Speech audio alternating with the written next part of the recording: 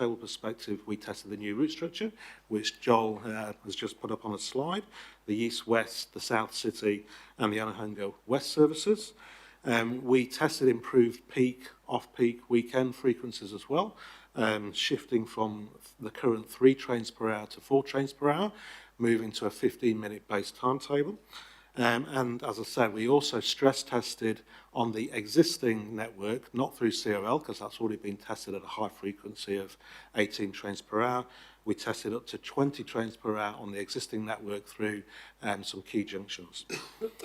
I guess the whole point of the trial was to find out what worked and what didn't work. And the test achieved its purpose, which was to identify any issues with that integrated systems, particularly around the customer communication systems, to identify the pressure points on the existing rail network around theoretical higher frequency operation, and also to contribute to the day one integrated graduated design.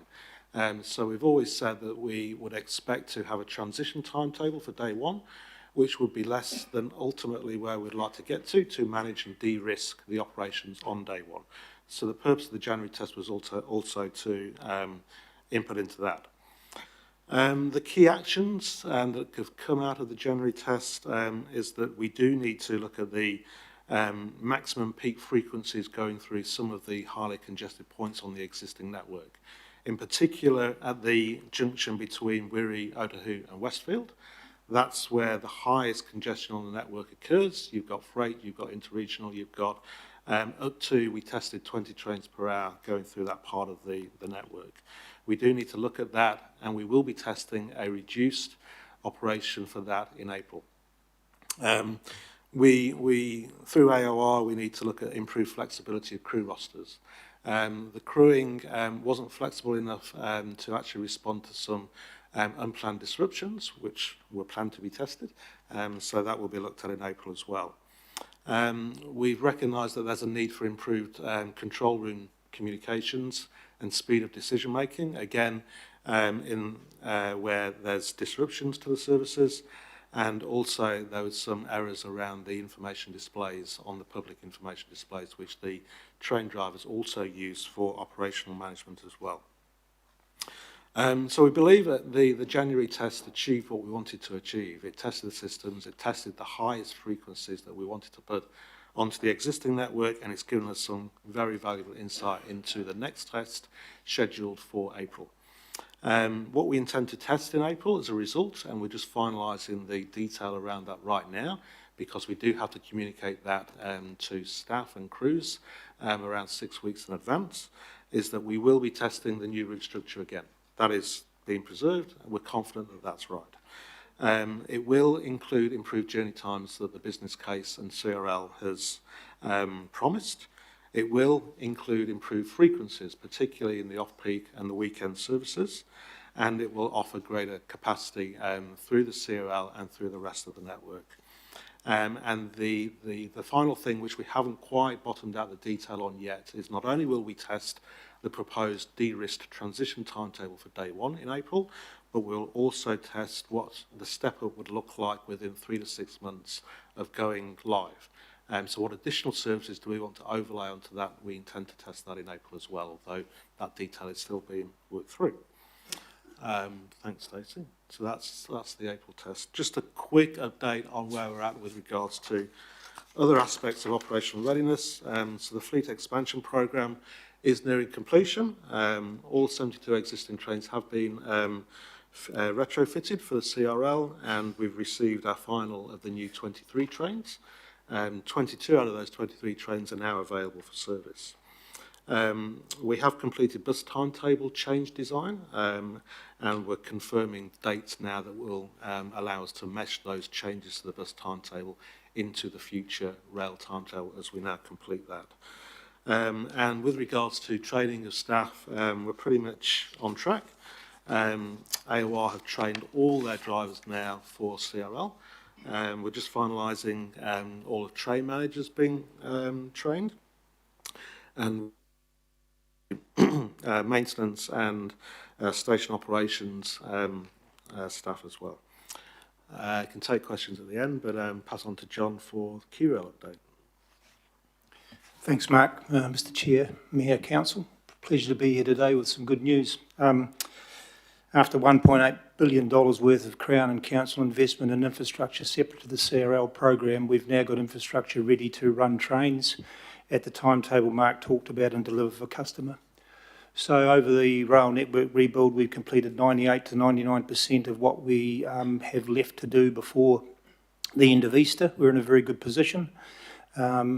Year on year, over the last 5 years of significant disruption for Auckland, we're in a position now where we have infrastructure ready and available to deliver customer promise. Stuff that's left to do, as indicated by Joel in his brief, Henderson Station, critical path on the Western Line, has still got works to do, which will culminate at the end of April. And we've still got the Southern Station cluster around Drury, Nakaroa, and the Pairata stations. Pairata and Drury will be complete before CRL commissioning and opening, and then Nakaroa will be delivered post. So we're in a good spot. The next slide gives you a quick overview and a visualisation of where we're at with the work, what's left to do. The ongoing work that is left to do is the Southern Power Feed, which will be commissioned in mid-2028. It's not a material driver to enable CRL Day 1, but it is on program to be delivered as planned in mid-28. What is left to do on the network between now and Easter and the end of Easter is the signals commissioning across the Eastern Line, specifically around 4 areas: Meadowbank, Key Park, Sylvia Park, and along the Eastern Line. That will end in April, and then we also have the completion of the Western Line Henderson stations. The work that has been completed is green ticked as per the legend in the diagram there, so again we're in a healthy position from the investment on the Auckland Metro program and CRL, which is due to complete on plan. The next slide gives you a quick visualisation of the magnitude of what we've delivered over the last 5 years of disruption to customer, which has been significant. I keep reiterating that, but it's worth it, because now we're seeing we're reaping the rewards of the investment, we're reaping the rewards of sacrifice. And as partners sitting at this table, this is a good message to deliver today. So if I just look at some quick figures to put it into context, if you look at what we've delivered in drainage of 70.1 kilometres, that equates to taking all the water off the corridor and pipes and laying it end to end from the edge of the harbour bridge halfway between Mary and Huntly. If you think about the ballast we've moved, it would stretch in truck and trailer units from the southern end of the harbour bridge all the way to Putaruru. If you think about the 80.7 kilometres of rail that we laid, that would stretch from the edge of the harbour bridge all of the way to Huntly. So this is a massive amount of work that we've recovered to pull the network up to where it needs to be.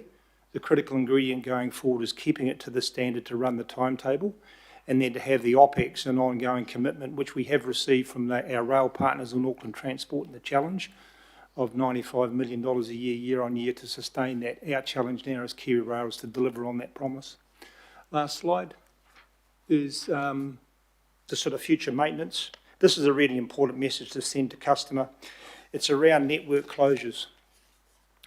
When we go to shut the network in the future, the challenge has been clearly mandated to me through our chief executive and from council and from our rail partners that we're not going to shut the entire network. That is non-negotiable. What we will have is targeted partial shuts, where we will align our work bank based on the conditions of the asset to maintain trains running, where we will shut with forward warning of where those closures are going to occur and at what frequency.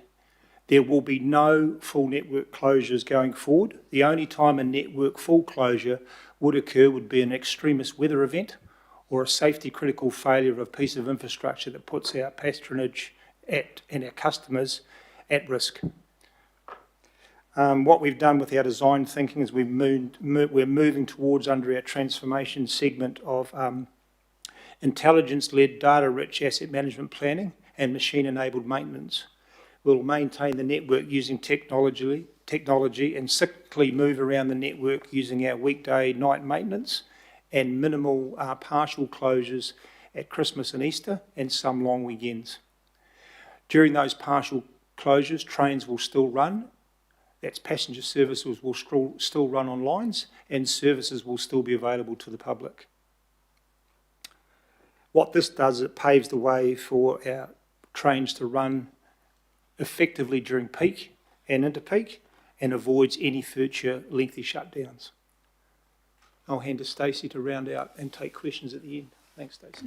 Thanks, John. And when John says full network closures, he's meaning post-CRL. So as you can see on the screen, we still have a number of closures that we have in the coming months. Most of those are in weekends and they're actually partial closures leading up to Easter. Easter itself, no trains will be running on all lines. And then during that school holiday period, we do have partial closures, and then we have a number of days that we are signalling will be full closures during that time for full timetable testing again. So these closures are required in order to do the likes of obviously timetable testing with the full closures, but as John said, there's still some work that's happening across the rail corridor, the station builds, signalling work, and we've also got level crossing elements to that as well. And I will hand over for questions now, Chair. Thank you. Thank you, Stacey. Okay, so questions, Desley. Oh, thanks, team. Dare I say the light is at the end of the tunnel, quite literally. Look, there's some really good stuff in here, and I've got a couple of questions though. My first question is, those are the upcoming CRL closures. Can you give Aucklanders confidence that you don't need any more than what's up on the screen?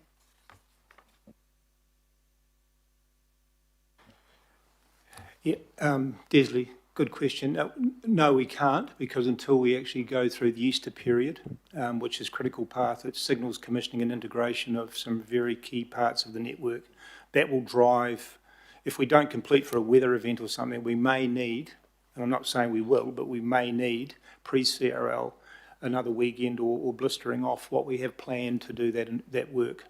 But the way we're tracking now is we're very confident that we will deliver that work as we have planned. Okay, so because I thought the January closure was kind of the deal breaker for what needed, but you're not you're saying actually it's not January, it's now Easter. Is that what you're? Easter was always an issue around the signalling in terms of the design and the materials that needed and the lead times associated with that. All of the invasive work, which was your digging the formation, disrupting the rail, all of that work's been completed as at now, as at the target for Christmas. So all we've got to do now is the integration of the assets. It's signalling, it's some engineering systems integration, it's sort of pulling all of the old and new assets together and testing them so that they function. Thank you. And then so going forward, so Aucklanders have had all this disruption. So going forward, when it's all open and everything is all great, you're saying actually as part of running any good rail system, there will need to be ongoing maintenance, but we are able to sectionalise that so the network keeps running. Is that an accurate statement? That's a really good statement, encapsulating it. And what we will do with our rail partners is forewarn customers, because we're not reactive anymore. We've got a baseline, so we can actually forewarn and forecast when those partial closures will be, what trains will be running, and where we may need to run bus replacements. But that will be nowhere near as disruptive and nowhere near as full network closures we've had in the last 5 years. I'm just going to jump in there too to support John with that. So whilst the rail network renewal program is largely done and completed, until we get through particularly that April timetable testing, we won't know what else we will potentially need to do, because we've got to look at the workforce metrics as well. So the workforce element and making sure that that's running smoothly may necessitate that further closures are required in order for us to get the level of confidence sort of going into the following months. So there's still a few things that we sort of have to balance with that. And then when it comes to the longer term view, of course, we've got level crossing removals that will need to be done. Again, they're likely to be isolated, track one thing, but then we've got to think about more broadly that rail network holistically and what's going to happen. Being able to program that largely out will really help us. Okay, thank you. The next question I have is on the timetable. So we think we've got the timetable sorted, we're trialling it, but what say the timetable isn't really what people want? For example, we have a major event that we want more trains happening after midnight because we can't move people I'm thinking Edinburgh Tattoo, right? Have we got flexibility in the timetable once CRL is open to make changes like that? Or is the timetable the timetable? So the answer is yes, there will be flexibility. We're already, we will be monitoring on a daily basis the use and the preferences. Of course, we want to pre-plan some opportunities for tweaks. Hopefully that's all it is to the network during those opening 3 or 4 months. So they will be pre-planned. But also, as I said earlier, we're also planning some service uplifts during those first 6 months as well. So there will be windows where we can actually make changes as necessary. Sorry, I won't monopolise you. I'll make sure this is my last one. Look, the stations are beautiful. They really are. But I just wondered, when the CRL open, will they have advertising in them? Will they have an opportunity for us to have income? I mean, every rail station I've been around the world's got boards with something on them, but Yes, I there just is. haven't seen the boards at all.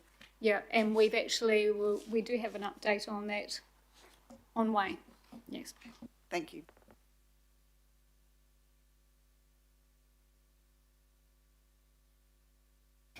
Ken? Thank you, Mr. Chair. Got 3 words for you: west, west, west. We seem to, when we talk about all this stuff, I'm left with the impression we're just looking at a one-way system almost into the city, into the CBD. I see that of the 41 stations, 5 of them are specifically noted for intensification, and they're the closest 5. They're all on the Western Line, and they're the ones closest to the CRL. So I'm looking at those people don't maybe need to come in here to work. They maybe need to go west or east or south for their other life activities. And then I see that when you head west, like the Gleneden intersection crossing there is really, really low on priority, yet is one of probably the main things on the Western Line that is of a huge concern. Can we not lift where are those priorities being set? Who's setting those priorities, and why do they not see Gleneden as a high priority? I'm not quite sure what you mean by Mount Eden not being a high priority.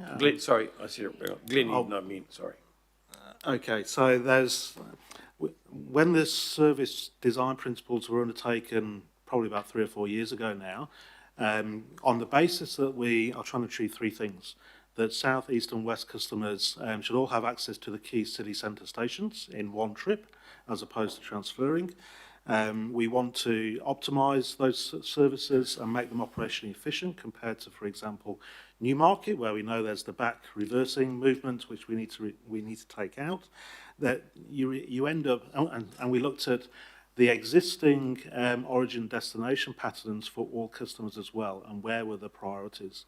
So there's basically 3 options you can do to go through the tunnel.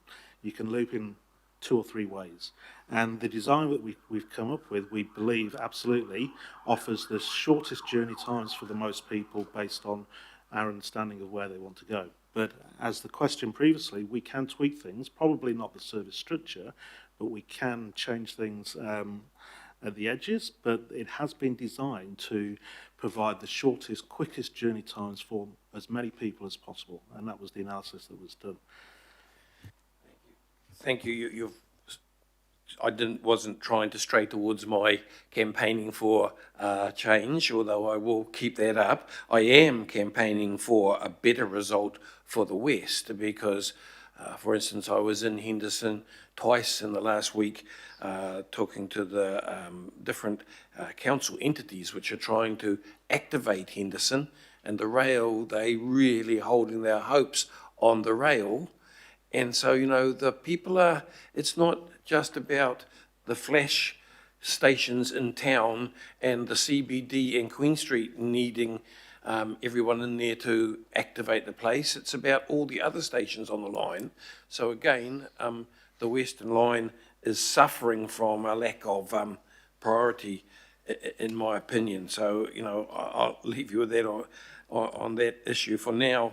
My last question, when you talked about these partial closures on the line, how many partials make a whole? Like, it can, like a partial closure, the way I was left understanding that might mean that the east still works or the west still works, but something else is closed. How many partial closures can we have? And are we assured that, we've got no, like, we're not expecting or planning, say, a couple of weeks of Christmas next year being closed down? Okay, I'll address that. Thanks, councillor. So partial closures, a rail network's like a road. Once you invest in it, you've got to keep it repaired to run the frequency of trains you've got to run on it. So there's always going to be a need for maintenance. 5 years ago, the Crown challenged us under the rapid review and the Deloitte's report to look at the asset management maturity of our asset, understanding the underlying conditions that make a rail network operate effectively. We've now got a very robust asset management plan, and that determines, like anything, the life of an asset. Rail lasts for 25 years, formation lasts for 50. So what I'm trying to paint here is that there is always going to be a need for maintenance. That asset management plan will determine what parts of the network need to be maintained. And we now have, based on the way in which we've moved our business to a more cyclic and technology-based way of maintaining the network, we're able to segment the network to allow trains to run, but we're still going to have to target parts of the network that need to be fixed, like potholes on a road, that we have to go in and have a partial shut to address those. So there will always be a need. Our work with AT will determine on the work bank what lines and when they need to be fixed. We will still be using Christmas and Easter as our primary periods for partial network closures. That will be the mantra we'll hold on to, but we'll be far more targeted in telling people where we're going to work, what we're going to be doing, what the level of disruption is, and how we can move trains around that to keep a service to our public. Thank you. I'm just trying to visualise it in my head, and I'm seeing it, you've got your double tracking, the same as a 2-lane road, and there's a partial closure, 1 lane closed, and still able to go both ways on the other, or is it the road closed? Yeah, no, that's exactly what we're using the double track to do what we call single line running, so you can still run some services. However, there may be times when a line may need to be shut for reasons of invasive work, but it'll be when that occurs, that will be in a far more advised manner. And it won't be a reactive, it'll be 12, 24 months in advance, so we can tell people, based on the condition of that asset, we may have to close that segment of the line for a period. So it's a collaborative communications issue with our partners here in AT and with Auckland One Rail of how we communicate that and do it early so that we don't cause pain to our customers. Thank you. Daniel? Hello. I've been listening to your answers to the questions, particularly the last answer that you gave to my colleague, because my first question relates to the partial closures. So you referred to, we're looking at a plan for 12 to 24 months in advance, identifying the partial closure time. Is that, are you staking your professional reputation on a series of partial closure schedules where you are giving a lot more very substantial notice to our constituents that you are going to have closures, and we're not expecting, or you are not going to accept, if there's a cyclone maybe or a flood or something, I can understand an emergency closure. But what my constituents are fed up with is these immediate, unscheduled, undeclared closures which suddenly turn up in the form of a text message on your phone. Oh, the network's closed, services are gone, bad luck, bus will be on the way at some point. So I mean, are those days gone? Are you declaring that we have moved to the brave new world when this thing opens, that we're not going back to that, where we are going to have a schedule, we're going to stick to that? So it's a fair question, councillor, and I think Auckland is, and everybody here knows this, is had enough in terms of rail network closures. Due to the nature of railways, there will always be unplanned disruption for things that cannot be foreseen, such as trespasses on the rail corridor or an incident on the rail corridor. These things aren't ones we can predict. The idea is that Kiwi Rail get a much more structured approach to how they do their maintenance, and that's the piece that we can meaningfully forecast and communicate. Okay, I don't think anybody's going to be upset if you've got trespasses or if there's been a catastrophic weather event, etc. But the challenge is, you know, when you're on the platform at Takanini or at Homai, you suddenly feel like you're in the play Waiting for Godot, because you're waiting for a service that never shows up. And that's a challenge. But all right, I'm going to take your word in relation to how the partial closure is going to be structured.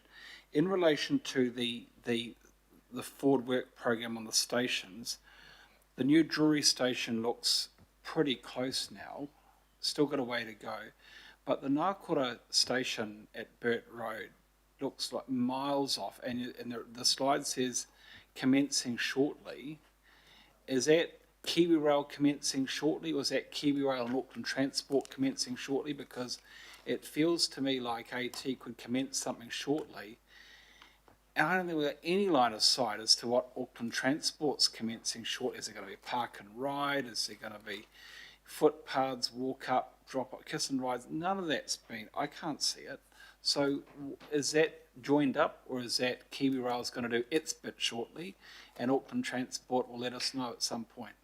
Yeah, thanks, Councillor. Look, just for clarity, so pre-CRL and for the day when it opens, both Drury Station and Pairata will be operational, and they're fully integrated and aligned with the AT ecosystem in terms of dealing with bus arrivals and train arrivals, departures.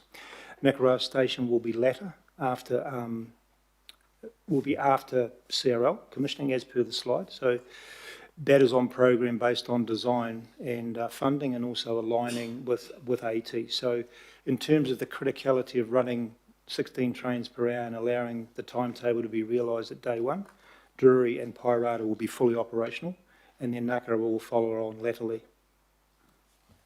Okay, because there's a great big integrated Catholic secondary school right next door to that paddock where that train station's got to go. So how close are we to finalising design? I'd have to come back to you because I'm not over the design detail, but I'm happy to come back to Council, Mr Chair, with the details on that. Sarah. Thank you. Hi. So I'm going to ask about level crossing removals. I mean, and I understand that they've been prioritised and that they can't all happen straight away, and that the St Jude Street, Chalmers Street are not part of that initial tranche, and I understand that. And the Fo Local Board has made their view on that pretty clear as well. But there is already pretty significant congestion when the signals are down, back through Avondale roundabout, backs up through New Lynn, backs up through Avondale.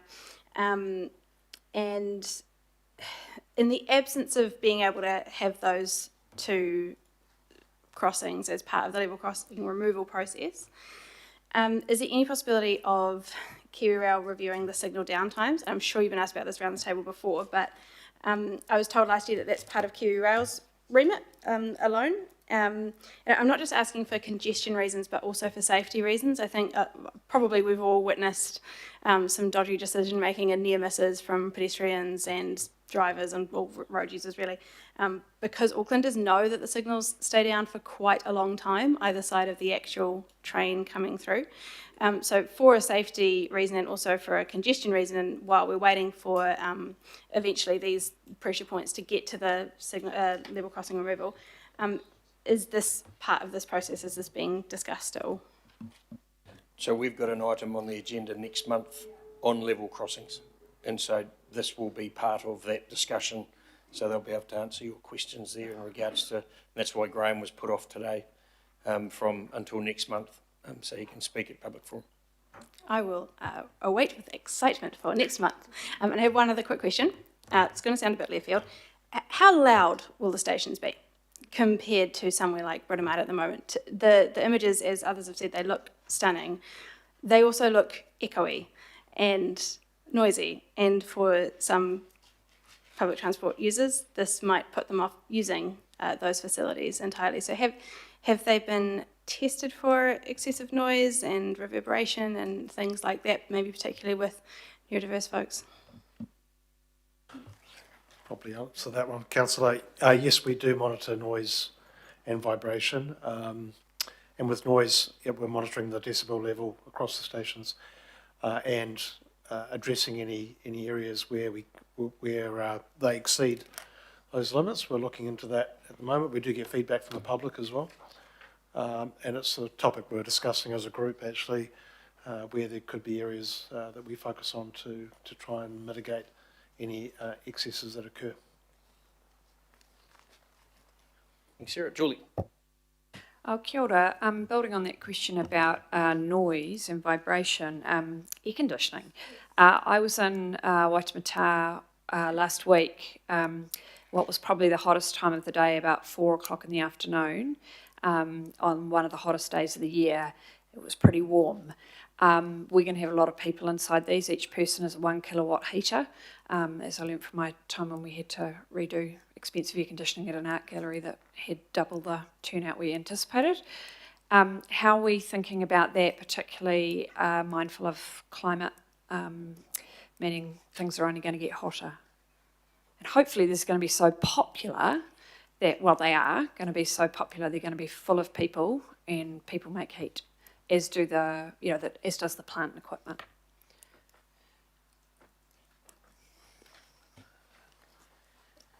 Sorry, Councillor, if the question was the trains or the stations?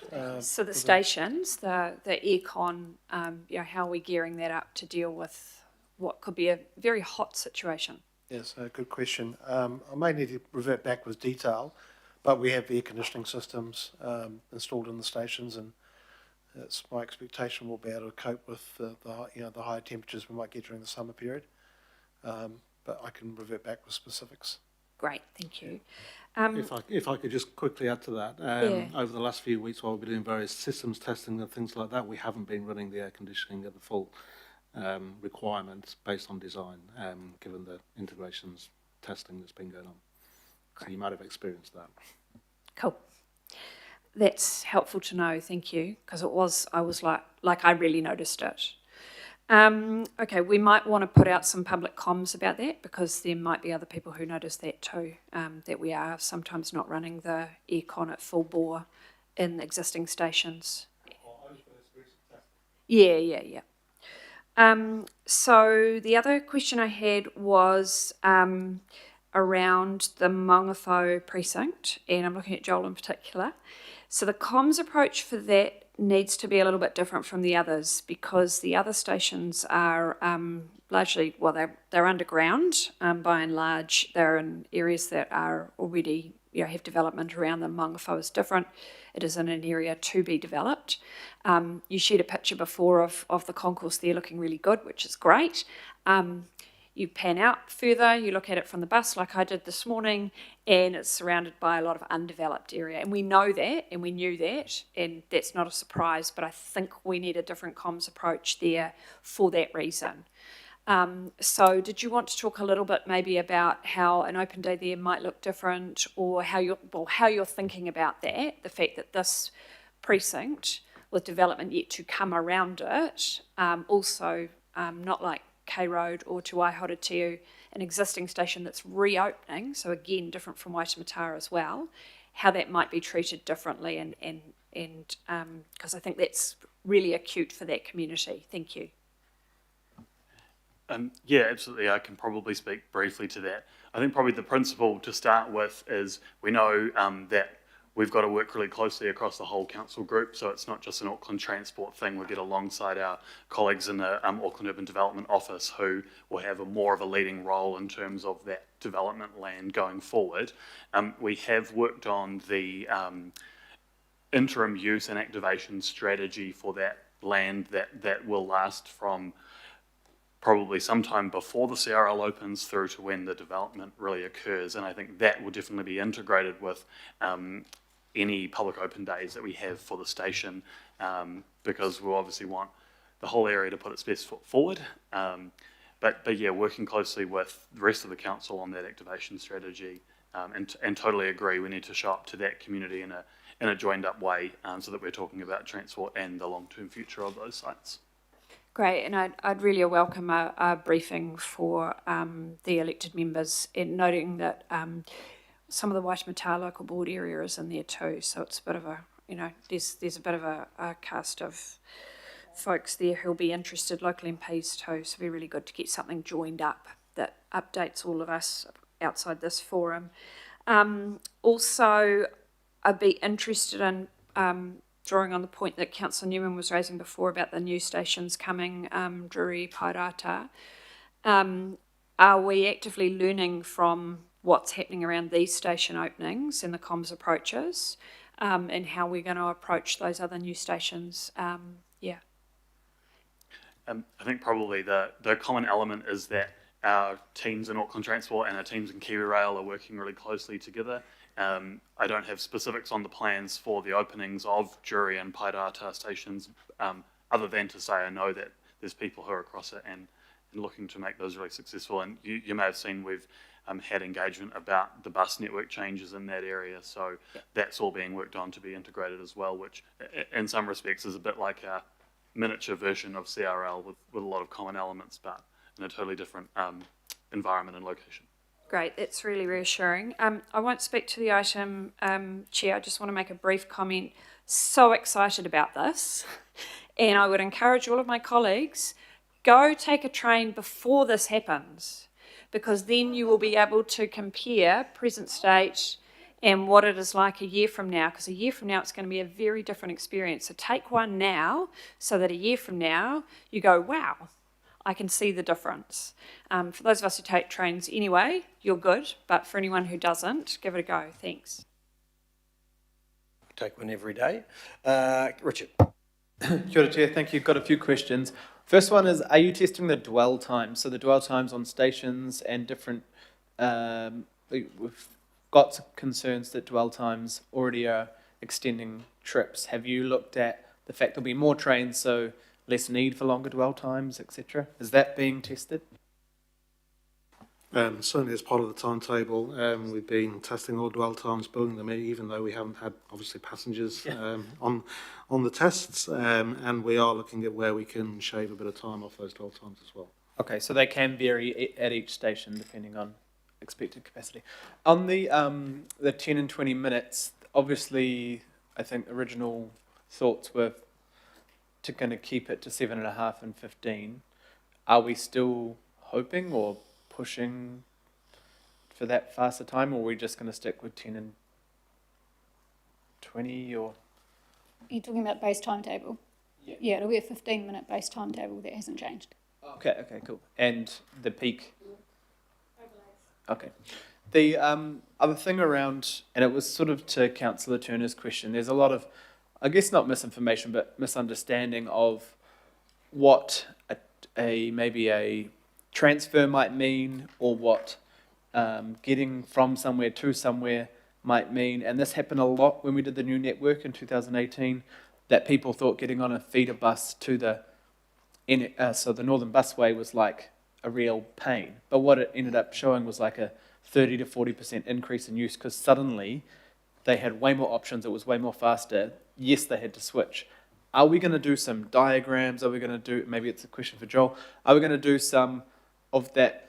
I remember the early comm stuff was very much 20 minutes from here to here. Are we going to do a bit of, right now, yes, you have to sit on a train to grab one train, but actually this time you're going to be twice as fast, twice as accessible. You might have to switch trains, but actually you've got way more options. How are we going to communicate that? Because people will start to feel like they're losing something when actually they're gaining so much. Thank you. I think it's a really good point, and we have identified that we need to communicate to some of those people whose journeys are going to change, and the one that I guess we've kind of referred to quite a bit, and I know members are aware of, is people coming from the west heading to Grafton and Newmarket, and we recognise that's significant. I think the message we want people to have, as you say, is that the overall network will be improving, and that transfer will be quite an easy one. We think the best place for those people to transfer will be at the new Karanga Ahape station, and that's going to be completely indoors, a very short walk from one platform to the other to change trains. Definitely we want to give people, I suppose, a greater sense of what that will look and feel like inside the station, but also through some of those things that I mentioned that will allow people in advance to look at how their journey will change. We'll be able to see that that's the difference between what they have today and what they'll have after opening on a real individual level based on, you know, their origin and their destination, their trip from home to work. I think, Councillor, you're also sort of saying that we need to remind people that we have integrated ticketing and on a zonal basis, so their connector bus isn't going to cost them more, or their last leg, as it may be, at Karangahape Station to downtown, is it going to cost them more? Yeah, we'll be doing that. Yeah, I love reminding people that, you know, for almost 10 years, we don't charge for the transfers anymore, but a lot of people who don't use the system don't know. The other question, and maybe it is for Stacey, but also for Joel to think about, can we beef up the presence across the city? So obviously the North Shore thinks or assumes that they're not connected, but what this will do for a NX2 92382 user coming up Wellesley and getting into that station, getting to Newmarket, getting to South Auckland, getting to Mangawhau, will literally be half the time. Like, it will, getting on at Albany, say, and getting to Newmarket or wherever will literally transform people's journeys. Not a lot of journeys are currently taken, but they will. How do we show that? Because often we just talk about people who live on the current network, but the Eastern Busway will be the same. The Eastern Busway into the station will mean that people have suddenly got this, 100% faster or 50% less time, whatever the metric is. But we kind of aren't really talking about that yet, how it's all going to feed in. And last question to that is, are we also practicing the number of trains and how they will all kind of come together? The buses, sorry, not the number of trains, the number of buses that will feed into all these stations from the different areas, because I think that's going to be crucial for the whole network and obviously, people choosing to use public transport for longer journeys. Shall I start on the comms point of that? I think, first of all, we completely agree and really want to promote the idea of, we've shown that map as trains and rapid buses, or the rapid transit network, really deliberate to show the connection with those, obviously not every bus route of Auckland, but the major busways or rapid bus routes. And we would love your help to really amplify that message into the North Shore and other places that will really benefit from those key bus and train combo journeys. And it's about us finding ways to tell a story. I was overhearing Deputy Mayor mentioning Eden Park, 100% want to help people understand how this whole network, great busways that we have, an improved train network that's coming soon will help them get to where they're going. So I think that's addressing the first part of your question, which is basically just to say, yes, we're really planning to do that. And also, can we include walking in some of those, like the connection between Lower Albert, not saying that people shouldn't use it, but the connection between walking between Lower Albert and a train in Britomart is going to be 3 times the length of getting off at Waihoratu and getting into the station. So that whole mind shift of the time reduction for Shore or wherever else as well. Thank you. Definitely. Sorry, was there a question about practice running buses? Yeah. Practice running buses, and I guess the expectation from Stacey and team of the uplift we will suddenly need for those services that feed into. Yeah, absolutely, Councillor. So, we've been changing the bus network for, about the last 8 years in terms of getting it ready for this, yeah. And so the majority of bus services, particularly in the southwest central, connect with the rail line in one or more places, and that's deliberate, and there's some more changes sort of coming in order to maximise that connectivity as well as we go. We've got some new bus services coming out south that'll connect with the new stations in Pairata and Drury over the coming months too. And finally, Mike. Just to clarify the good news, we're talking here in the slide of the rail network readiness, rail network rebuild, five-year program successfully completed over the summer rail upgrade. And then we look forward to rail network readiness. And there seems to be a separation from CRL or rail network readiness and CRL readiness, because we're talking about shutdowns for to enable CRL readiness. I thought they were the same thing. So is the program finished yet, or if we're talking about shutdowns at Easter 4 days and Anzac Day 2 days, would suggest that you're not quite ready yet? I can address that, Councillor, good question. So what we've done is all the invasive work, as I said in my brief, all the invasive work that involves remediating the railway to address the formation, the drainage, the rail, all of those systems that have really caused the key part of disruption have been completed to 99%. The piece that's missing is the integration of the systems engineering elements, which is your signalling, integrating the upgrades needed to drive the new timetable, the integration of the CRL, all pulling that together after all of that readiness work in terms of getting the rail network rebuild built. It is the readiness now to take the rebuilding of the network to a standard to drive the trains, and all of the connectivity between the engineering signalling systems, the power, and all of those elements needed to run the stations occurs between now, plus testing and commissioning of those systems to get to day one. So there's a sort of a delineation between all of the hard-edged invasive work. Now we're into the technical integration, alignment and the testing of the asset to then run and deliver CRL later on in the year. That's the sort of segmentation I'm talking about. If it wasn't clear, my apologies. Just to make the point though, for the rail user, for the PT user,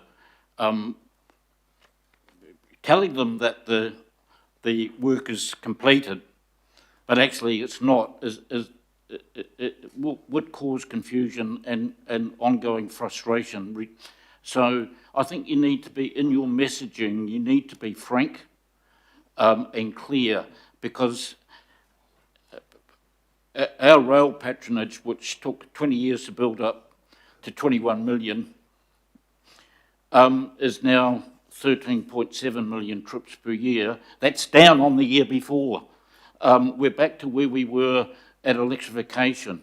And so it's having more, not over and above the costs of all this, that it's having a real cost on our patronage. And that means they have to pay more in fares. And that is a negative cycle, because more people are disincentivised about using rail. So I think we need to be clear about when the pain is going to be over and when we'll get back to an international standard of metro rail predictability. Yeah, no, Councillor, you make a very, very good point, and valid, with respect to patronage and getting those people back on the network. And you also raise a good point about being frank in terms of being clear around the message. So I think the takeaway for us is let's get some clarity now, between now and the opening, of what's left to do. As I said, all the invasive, really, really disruptive stuff's done, but we do need to perhaps be a little bit more clearer. So we'll take that away, Mr. Chair. Okay, thank you. Okay, no more questions. So someone like to move? Yes. Thank you, Desley. Second. Thank you, Lotu. Any commentary? Fantastic. Thank you, folks. And we'll put it, those in favour say aye. And against, carried. We're now going to break for lunch. Can I ask that I've created a new word. It's called queech, which is a question that sounds like a speech. Can we consider over the break how we can ask shorter questions? possibly, without making long rambling speeches as we get to them. Because Great call, we've got Chair. 3 rather large things, and it's up to you how long we spend here today.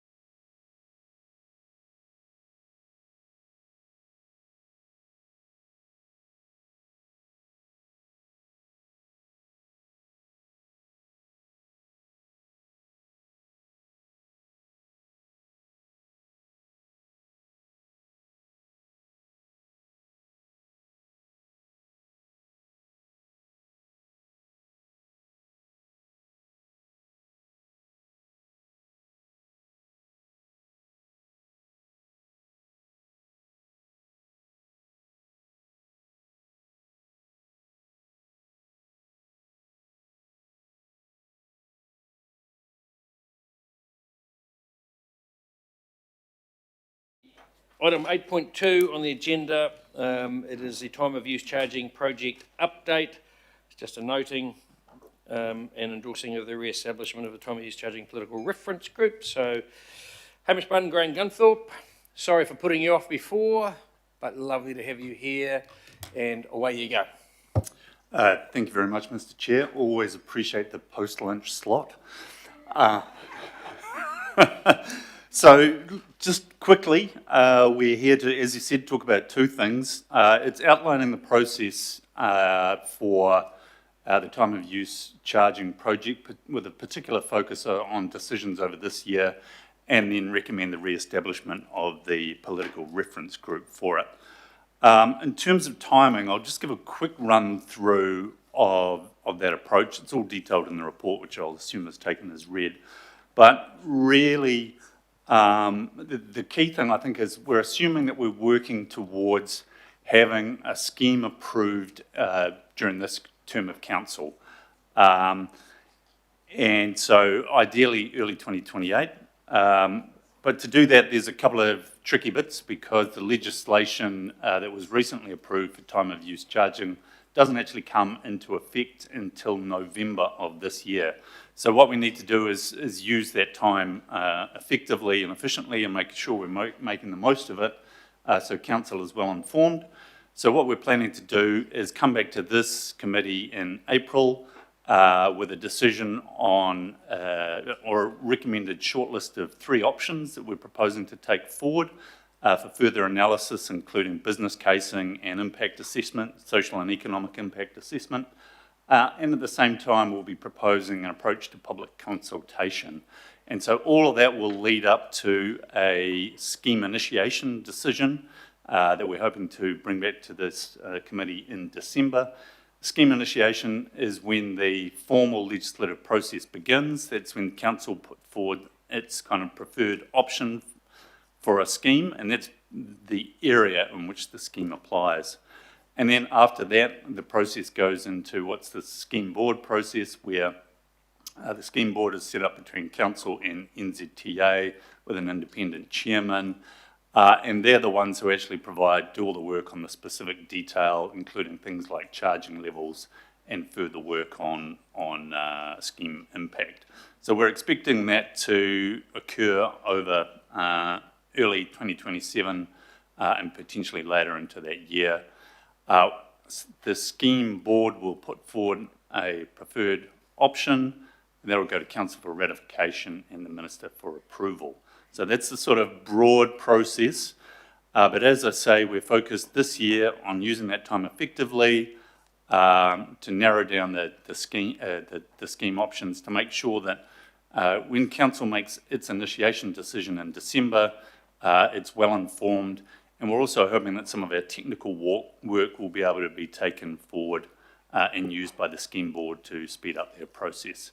Another key thing to note is that we are currently working jointly with NZTA, or at least getting to a point of working jointly with NZTA, where we want them to be part of the decision making, and ideally the April decision will be a joint recommendation, and the same with the December decision.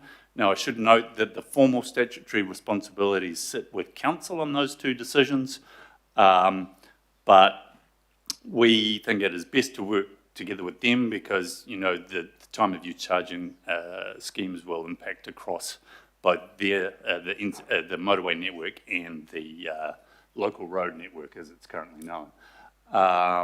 So that's the reasoning for that. And of course, we're recommending the re-establishment of the political reference group as a means of giving us guidance and feedback in terms of working through some of these decisions that we've got coming up around shortlisting. So that's why we'd like to see that group re-established.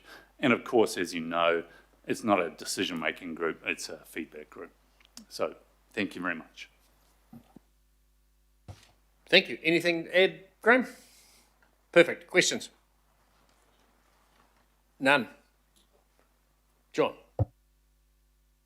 Thank you. Just on that reference group, so I note that in the report it says that they won't have an agenda set for those meetings. So how's that going to work? typically what we did in the past, because this group was working over the term of the last council, is that we provided a slide pack a couple of days beforehand, and then spoke to the slide pack, and there was a discussion based on the slide pack. So it wasn't the formal, meeting papers or anything along those lines. And how are those discussions reported back to this committee? Under the last, the way it operated last time, I understand that they didn't come back to this committee.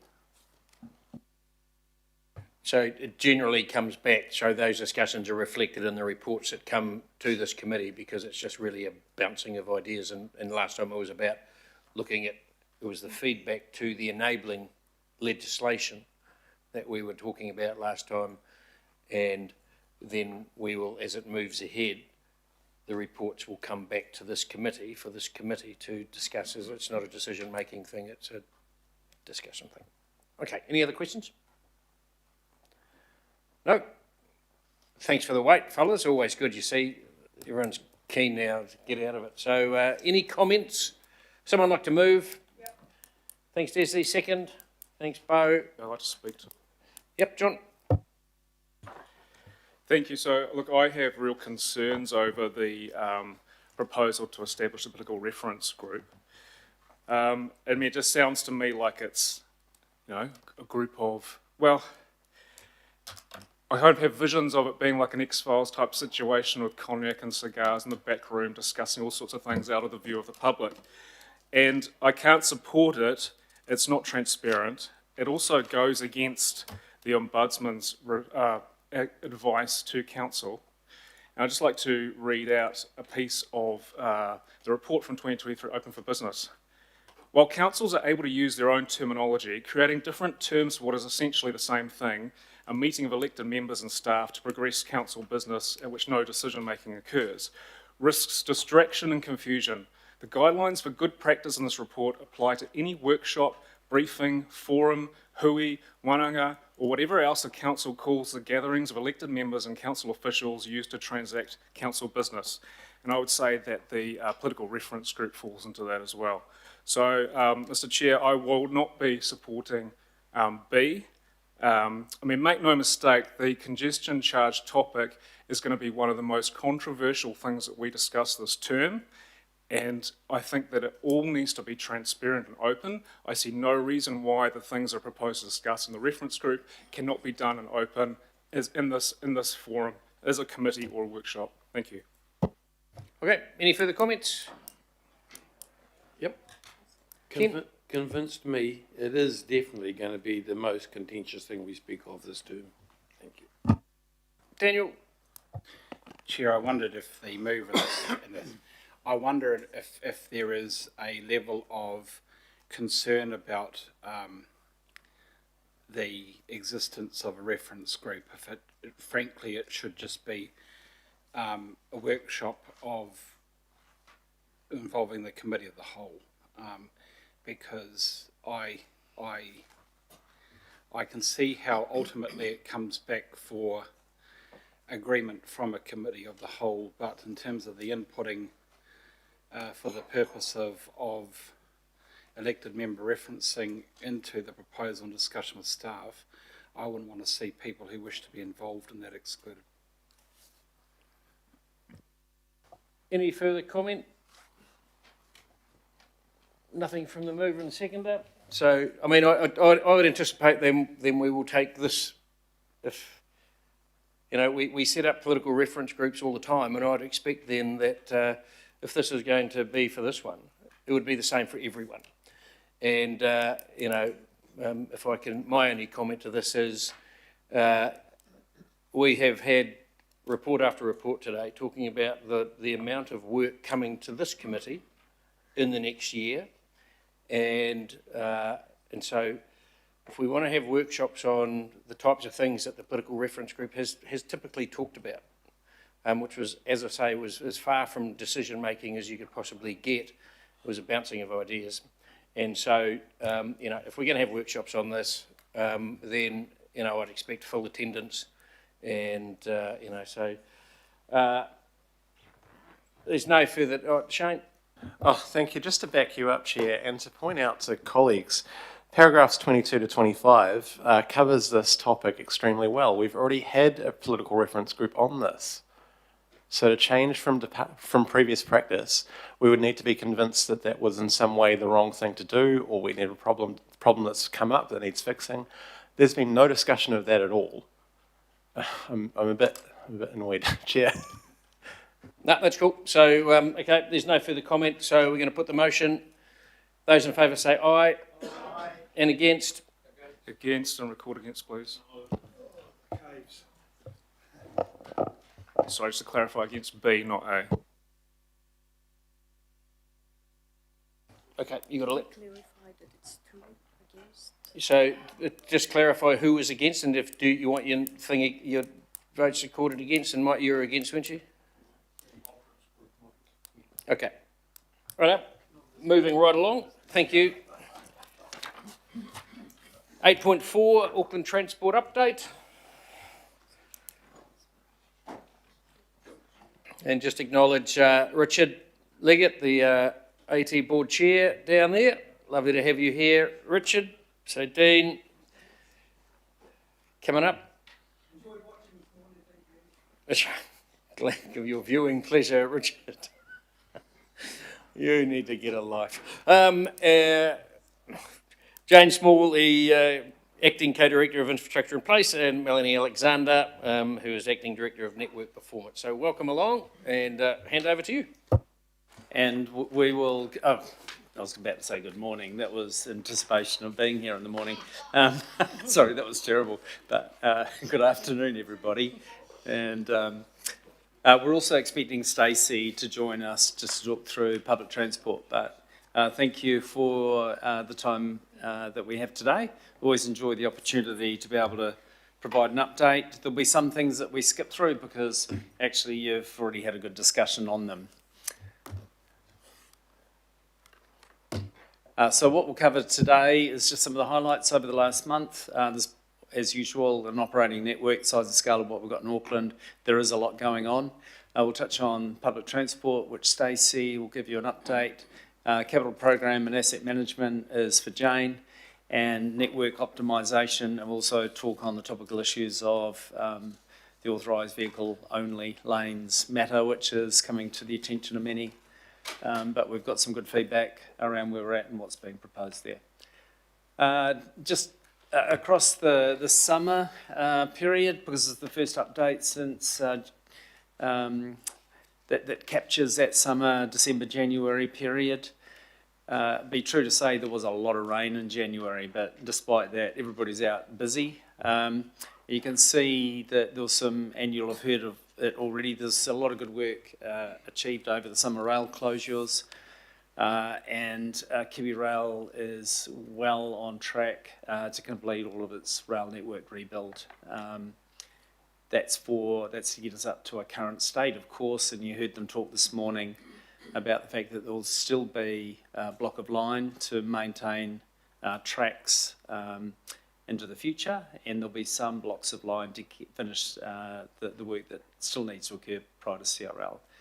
Level crossing progress, we've made major progress here. We've had a really good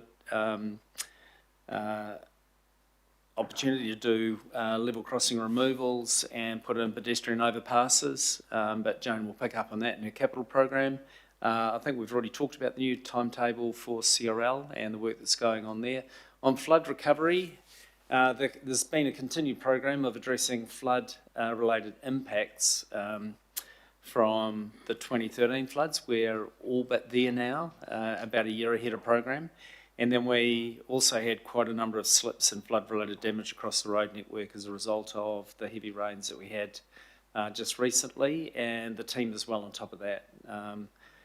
Sad to say, but I think there's quite an expertise in there in terms of rapid response and addressing local communities in need, both for temporary works and then also addressing what the longer term fix might be that provides for a more resilient network. Good progress on electric buses with 338 right across the network, and you'll see an update on our electric ferry vessel program.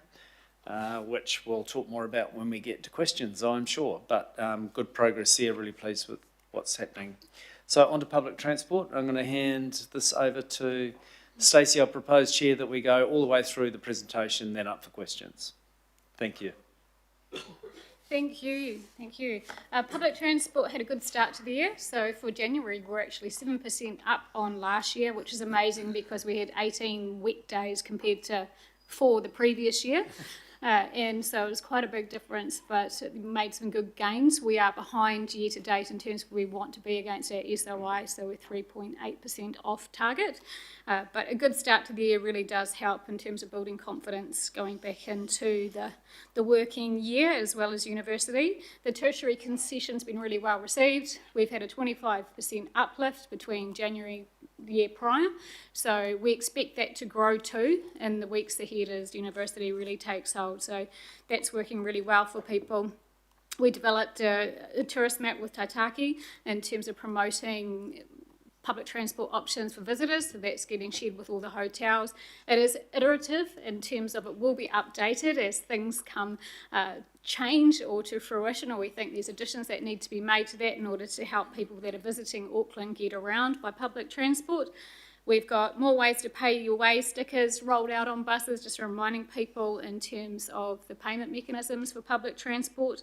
And we've started trialling some public transport information displays within facilities and actual businesses too, to really help the uplift in terms of areas. And they seem to be working really well. We've had good feedback on them. It's a really good option where you have a built-up area and you want to put something like that in the foyer so people know what those available travel options are for them.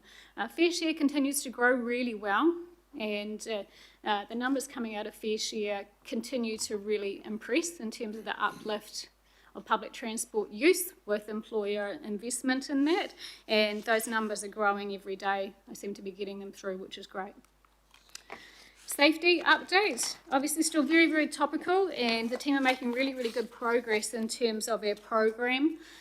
With that safety program, so we have 121 buses kitted out with real-time CCTV, so we have got some really good instances where that's been used by operators to go live into the bus environment and help the driver, whether that be deployed resources a lot more quicker than we have been able to previously, so that's working really well. We've actually got 700 bus driver screens in place now, so we are on track to have that completed by the end of the financial year, which is good. Data does demonstrate that there's been less bus driver assaults as that program continues to improve, so it's really proving its worth in the investment into that. Not only that, but then you've got the factors in terms of a bus driver feeling a lot safer, particularly at night with those screens installed. The smart beam that we have trialling around the city's getting really good feedback, and is proving useful to public transport users as well, which is good, both in terms of lighting, but also in terms of being able to charge their phones, and that bus shelter actually, solar lighting upgrade has continued as well. So I can't remember how many we've done. This might be about 300 in terms of upgraded across the network. Staying Safe on Public Transport awareness page has continued to receive a really good uplift amongst our communities in terms of using it, being referred to it, and I think some of the councillors have shared that on their socials for us, and we've had good feedback about that, and that continues to be developed as we build more tools and educational awareness things for commuters. The community of care, and I know this might sound an interesting way to, I guess, concept it, but it fills the gap where traditional safety mechanisms don't work, such as standing guards, etc. So it's developing a package of initiatives. We've been working with academics in terms of active bystanders and developing a toolkit around that, both for the workforce but also for people that use public transport, so there'll be more on that soon, as well as working with other agencies such as community patrols in terms of we're looking at equipping them with hot cards so they can be more like a guardian type activity within the networks that they operate and use public transport and support the safety of that, and as well as continually look about how we can work with individualised communities to make public transport work for them and get better ownership over public transport and the safety with the services. The Share My Journey feature is due out in March, and this is something I've been really looking forward to. So like your Uber journey, where you can share that with friends, family, loved ones to be able to track your journey. It's the same concept in terms of that.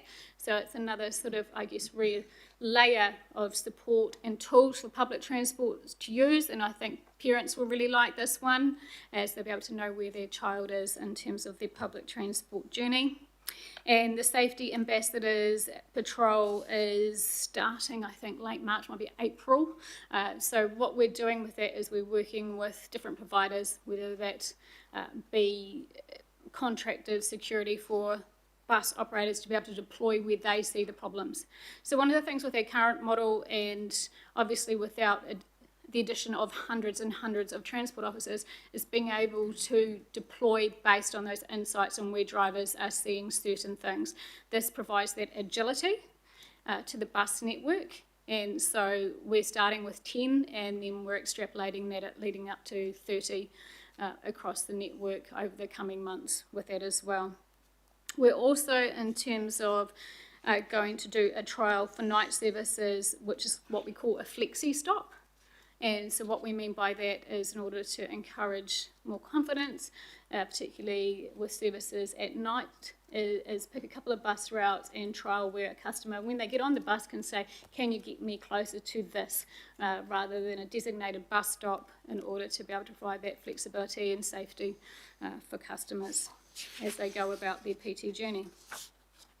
Now, with March management, well, look, what we noticed this year, and it seems to be every year the last couple of years, is it's getting busier earlier.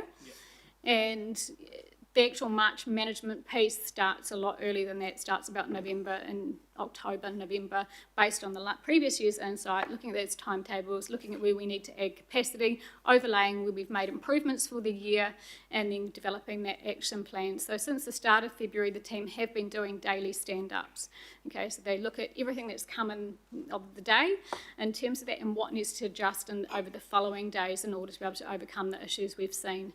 Like last year, we've had minimal complaints. We have had some pockets of issues in particular areas, mainly on the North Shore with schools, and that we've been able to overcome by being a bit more flexible in terms of bus sizes, upgrading some bus sizes to make sure that there's adequate capacity, and where absolutely necessary, putting on additional services as well. So it's gone really well. The bubble has definitely passed in terms of the school commencement. We still expect over the next week that we'll see more uplift as well in terms of university getting fully back, and so we're well equipped to be able to manage that. We work very closely as one in terms of the roading network, and they too have joint meetings on the daily to see how it's gone across the network as a whole. It is about being proactive. It is about making sure we're meeting the needs and adjusting the network so that we've got more chance of retaining those customers for the whole year and building up the confidence in the system with that. I'm going to hand over to Jane. Okay. Good afternoon. I'm going the right way? No, here we go.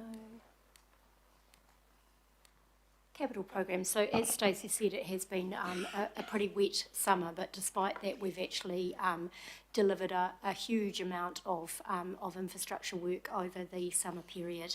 Just some highlights there. The Piha Road, which was part of the flood recovery works, was completed in December. Level crossing program, I won't dwell too much on that because the committee will be getting a full update on it next month, but just that Church Street will be closed next week. And that's the final level crossing closure for the CRL day one closures, and the Tamahia and Takanini, there was huge progress made across the pedestrian bridges during the summer block of line. Eastern Busway, we have a particular slide on that, so again I won't dwell on it. And just as part of our walking program, at the request of the community, the Mount Wellington Highway has been widened. And just looking ahead, Red Hills Massey Road is underway. The Glen Innes to Tamaki Drive Stage 4 is progressing as planned. And Totra Road and Apollo Drive bus shelters are also planned to be delivered over the next couple of months. And in the network optimisation space, Dominion Road and Memorial Road intersection improvements is going to commence in February. Just shifting to what has happened in flood recovery, and as Dean said, it is becoming a more, obviously something that we're having to deal with a lot more. There were 85 slips during the 21st of January rain event. 46 of them were on Great Barrier Island and 23 were in our rural northern sector around Maharangi West and that area. All of those are now open. And there is some temporary stabilisation that's occurred there, and there's good progress being made on the reinstatement and delivery of the work to repair those, and that work's been done in conjunction with Auckland Council, and particularly too with in terms of stormwater and looking at longer term impacts of rain events and how that can be accommodated and into those works as we move forward to avoid future slips. In terms of our pothole promise, I'm sure you'll all be familiar with that.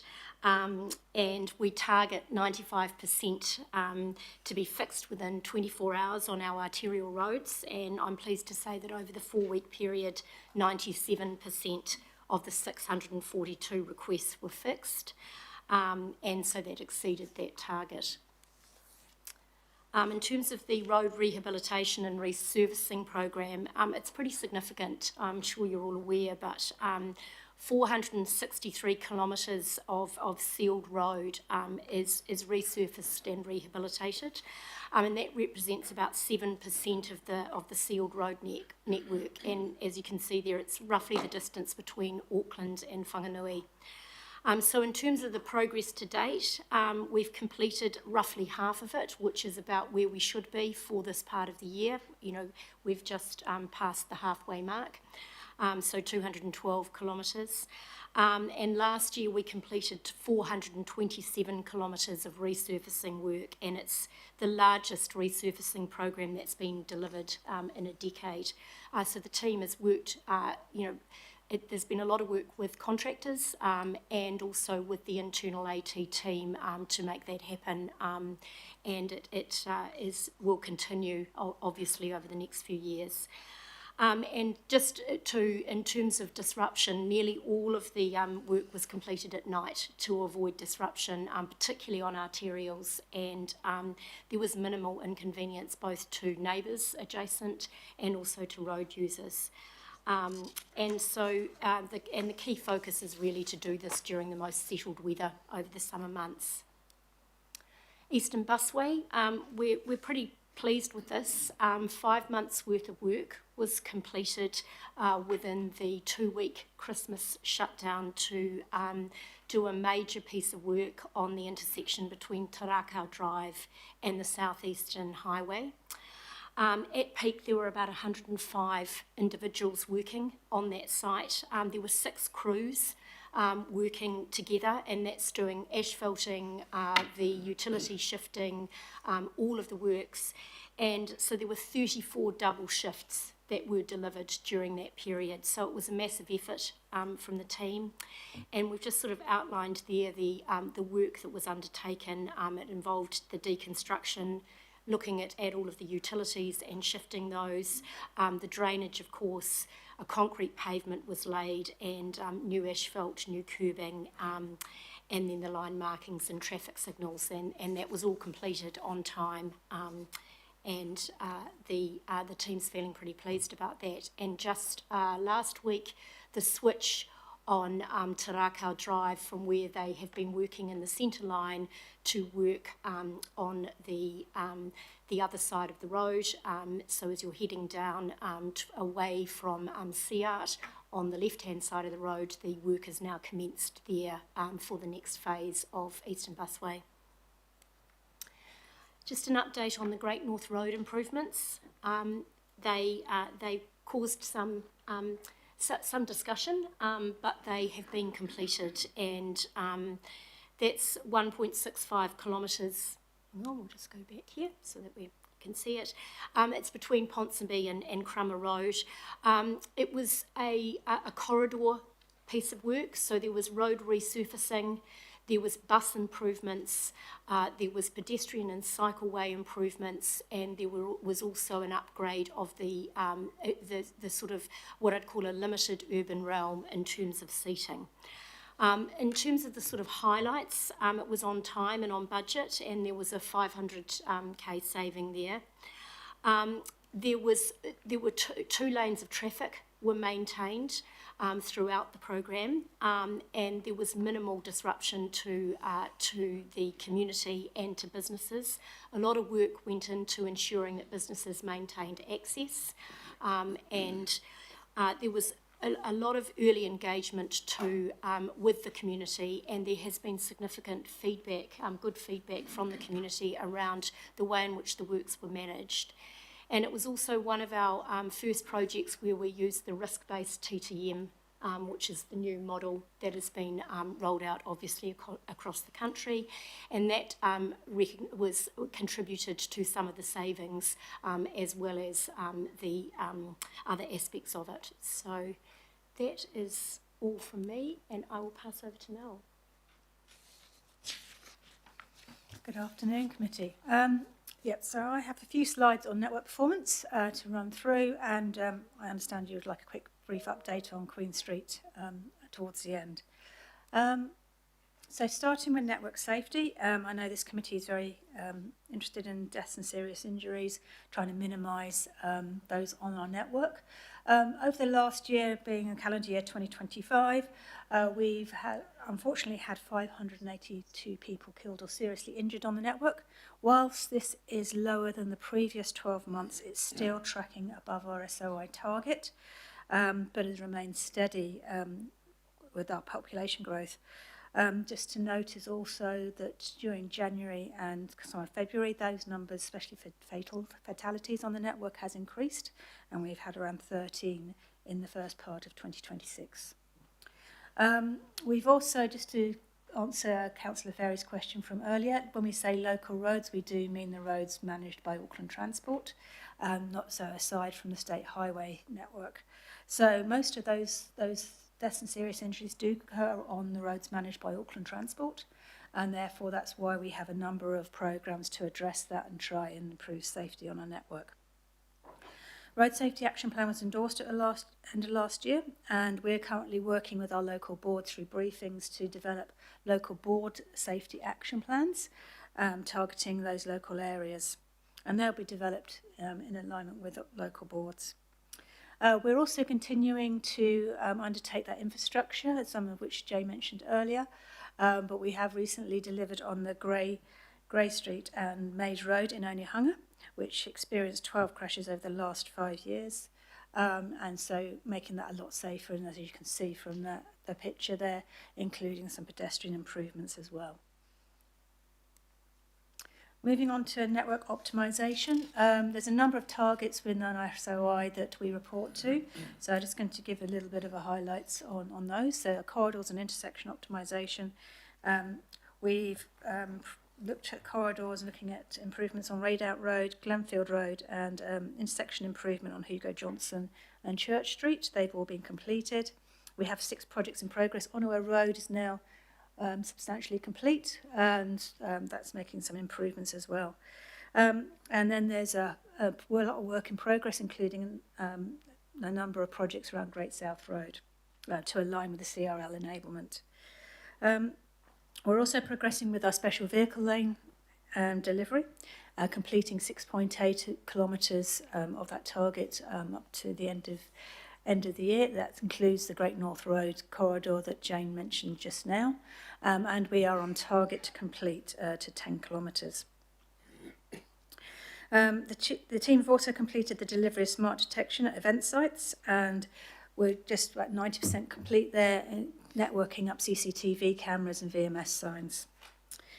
As an example of that, we have wanted to highlight Onoa Road. So this has been a long-standing improvement that the community have requested, and we'd just like to outline this as a collaboration project between the local board, local MP and councillors to actually improve capacity down the road. So it's already a T3 lane, one of our most productive corridors in the morning peak, and this is seeking to put broken yellow lines to have a clear way through the day.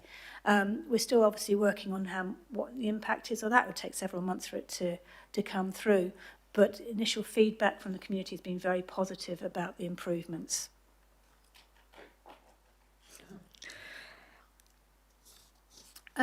So moving on to events, obviously summer season is event time in Auckland. I just wanted to highlight the Ed Sheeran event, which took place during the rail block of Lyme. This is a good example of how integrated ticketing and working with our comms and marketing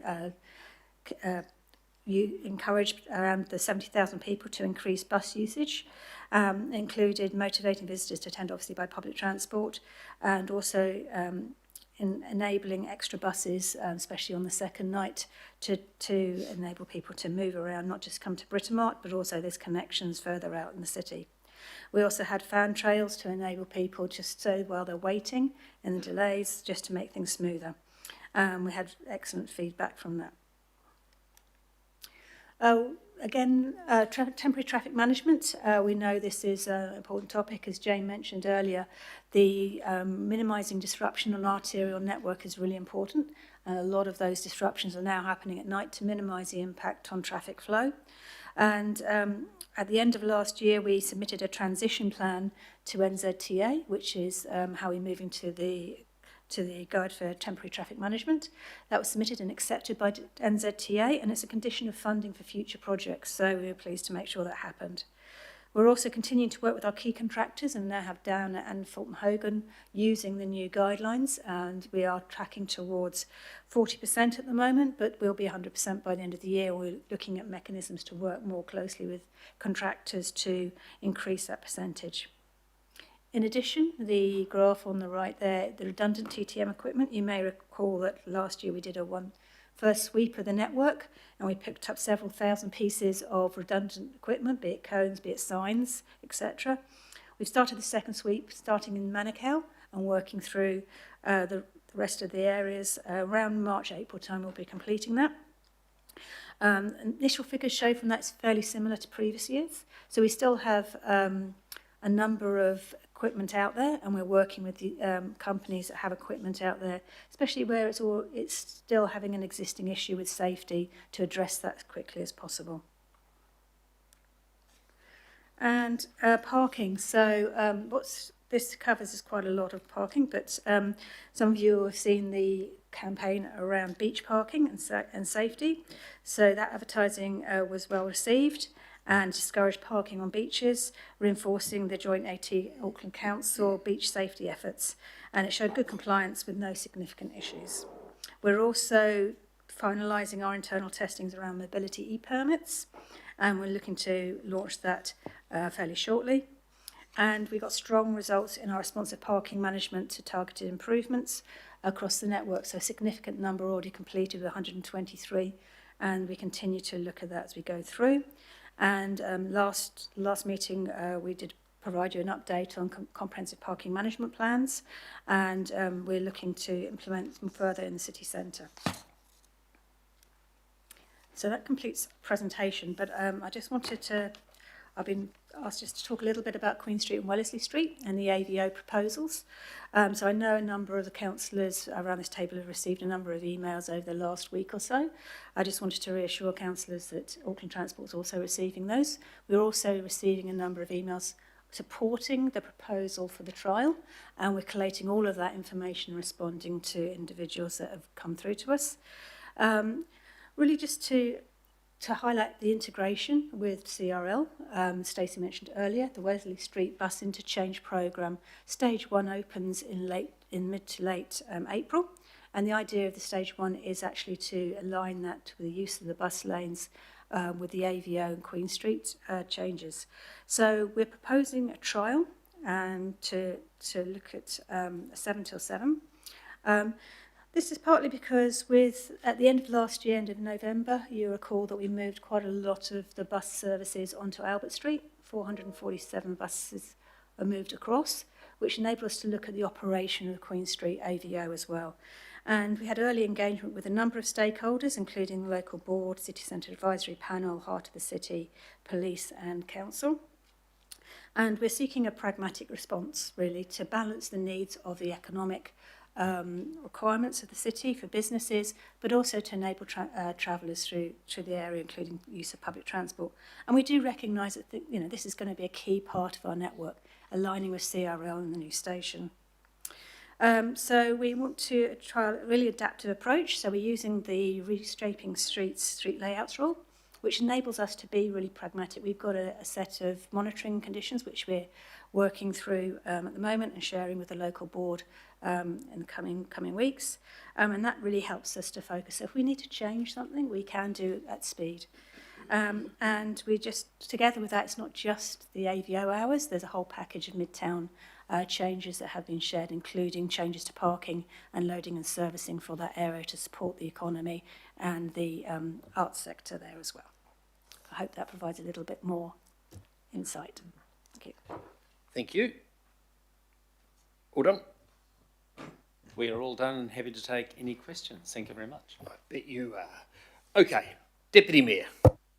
Thanks, Chair, and good update. Thank you. I hope we still get these kinds of updates when everything moves through the transition period.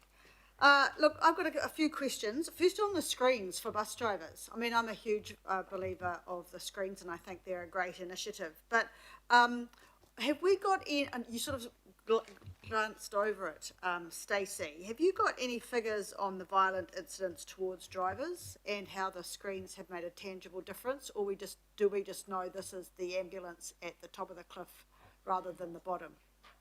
I'm just keen on the Yeah, absolutely. ROI. If we're to look at the 2025 calendar year in comparison to 2024, there was 59 driver assaults in 24 compared to 53 in 2025.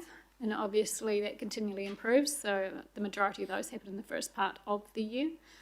We've had very little incidents where a bus driver screen is actually installed where there's an event taking place.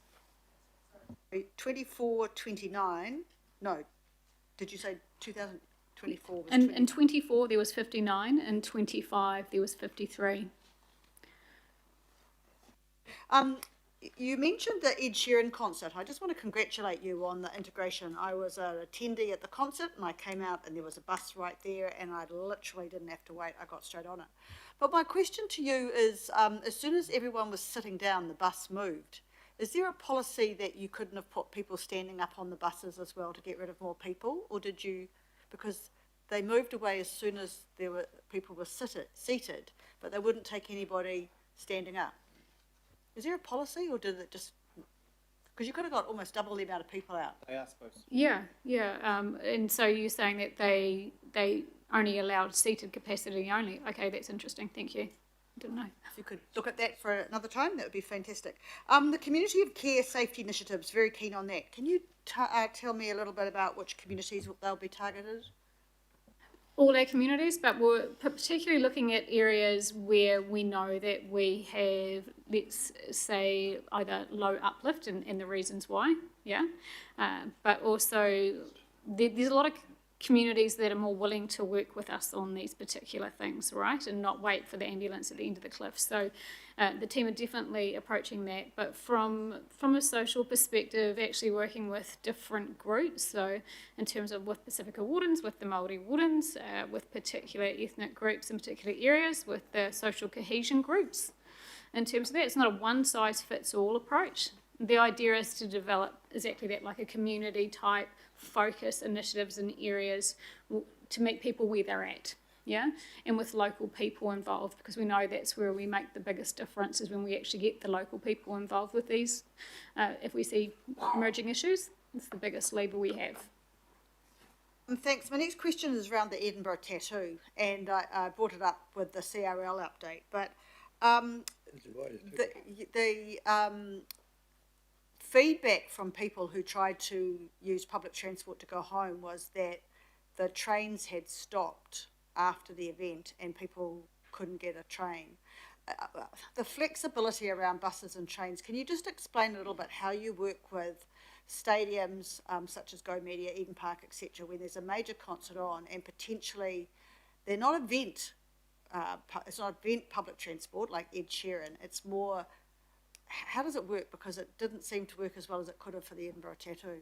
I'm just kind of understand what could we do to improve it? Yeah, absolutely. So, I mean, with that particular event, because of course I did get your messages on Friday and we saw what was happening there, and it is really between the event organiser and the events team in terms of working out what capacity they want based on crowd sizes, and estimated completion times in terms of events. So when something happens on a Thursday, as an example, there is no late night scheduled services, so you're running shuttles. So you're reliant in terms of the efficiency in turning those shuttles around back and forth. Where in this instance, there was a longer egress period, and in terms of that, and took longer for boardings and alightings, and so you had an extended wait time. So that's a learning, for the teams in terms of that. In fairness to the operator, they're only as good as the information they get, and so we've got to enable them with that good information and making sure we really understand some of those things that are coming our way so that they can appropriately respond. We also had a lot of good feedback as well, but yes, noted that there were improvements that could be made, and I think that's really got to do with the front end in terms of designating what is being prescribed for this service, because then we obviously deliver to that prescription, so making sure it's robust up front is the biggest lever. I just think with more events coming to the city, we've got to talk to each other better, And my last one, look, it's not in your presentation, but it is cruise time, and with cruise time comes ferry delays. I just, for the public record, could you please, because a number of people, angry people from Waiheke, Councillor Lee, have contacted me about the delays to the ferries as a result of cruise. So could you please outline the steps that Auckland Transport has taken to minimise the conflicts and remind us again what the ultimate resolution is around trying to fit the ferries and the big cruise liners into Auckland all at the same time? Absolutely, thanks, Councillor. So, I mean, look, we've continued to advocate for improved, what I call windows, to make sure it doesn't interact with public transport and therefore delay a customer's journeys or cancel, as the case may be. And it has been a lot better than in previous years. And I mean, in terms of that, we have requested further extensions of that window. Now, for a number of issues, they can't do that. So the main reason is in terms of the shift times for the Ministry of Primary Industries personnel, because they start time of 6:30, so they have to do their duties before that. Speed restrictions in the Hauraki Gulf due to whales, and timetable impact for onwards journeys to the Bay of Islands and Tauranga. So there's a whole bunch of things that are being juggled in order to bring that in. Sometimes there are delays. The idea is to minimise as most impact as we can and be able to forecast where they're going to be able to hit. It's been the very odd occasion this season that it's actually impacted, or there's been delays that have not necessarily been communicated well in advance in terms of that. The ultimate end goal is obviously to have a purpose-built facility, but acknowledge there still needs to be improvements because Princess Wharf will still be used for smaller vessels. So do you, forgive me, I don't catch the ferry, so do you put on the AT app warning a cruise ship's coming in, your ferry trip might be delayed? We do. The night before it's all updated. So what we introduced last year was we have a train line status in the app. So we introduced the same for ferries so people can check the night before in terms of if there is any impacts to their ferry services. Yeah. Okay, thank you. Victoria. Thank you. Mine's a PT question, but is there any way to extract hop card data to help with patronage numbers for school runs? So, for instance, I've just recently received a complaint from Glamorgan Drive, apparently with kids being left behind. And I mean, Rangitoto College, there's 4,000 students there. Long Bay College, there's 2,000 students there. And I think North Cross is like 1,500. So is there a way that we can extract that data to also help with school runs, especially with the Yeah, bus absolutely. situation? Thanks, Councillor. Look, we look at the data every day. So Mm. every day they're reviewing in terms of what that capacity information shows in terms of tag-ons and adjust it as necessary. The biggest issue, and actually a good message for all councillors to take back to your constituents, is make sure you tag on and off, because otherwise we're blind. Yeah, without that information, we can't meaningfully assess what the capacity is and where we need to make changes. So that's the fundamental thing. But that's looked at on daily. And so as long as we get the good data, then we can make adjustments to it. Two more. Just in regards to the wardens at the Hibiscus Coast bus station, I was just curious, how is that going, and have we had any more incidences up there? No, I don't believe so in terms of that. It's a constant adjustment though, in terms of what we see across the network. And so little pockets of things will pop up. It's trying to get on top of them and make sure that we're sharing that information. We're working really closely with police. They're very responsive to us. So if we are seeing things, emerge, or something's reported by the public or reported by public transport operators, then that issue is dealt with really quickly. So it is about having presence, though. It does make a meaningful difference. Massively, thank you. My last question is, I wrote a letter maybe a month ago to AT in regards to Falls Road. Apologies, Greg Sayers, I know that's in your neck of the woods. I was just wondering if there was any update in regards to Falls Road and Warkworth. I know that the local board had some sort of update, but is there anything? Everybody's looking at me, so I think I'm going to be giving the answer. I will follow that up. Sorry, if you haven't got the reply, then you should have got it by now. So can I take that away and come back to you? Absolutely, thank you so much. Thank you. Sarah. Thank you. I'm not sure how long you've all been in the room, but this morning we had some students from AUSA come and speak to us about transport, and one of the things they raised was that there's a number of buses that feed into campus that are not wheelchair accessible, and that's presenting a challenge for some of the wheelchair using students there. This is also, as you'll be aware, I'm sure, been more of an issue around the city with the rail replacement buses, obviously often quite older buses. Are there, two questions. One, has AUSA been in contact with you about that problem? And the second question is, are there plans to increase accessibility across the fleet?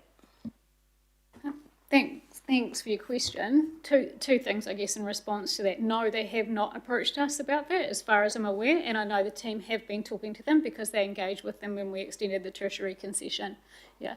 Highly unlikely you will find a bus that's not wheelchair enabled on the AT network.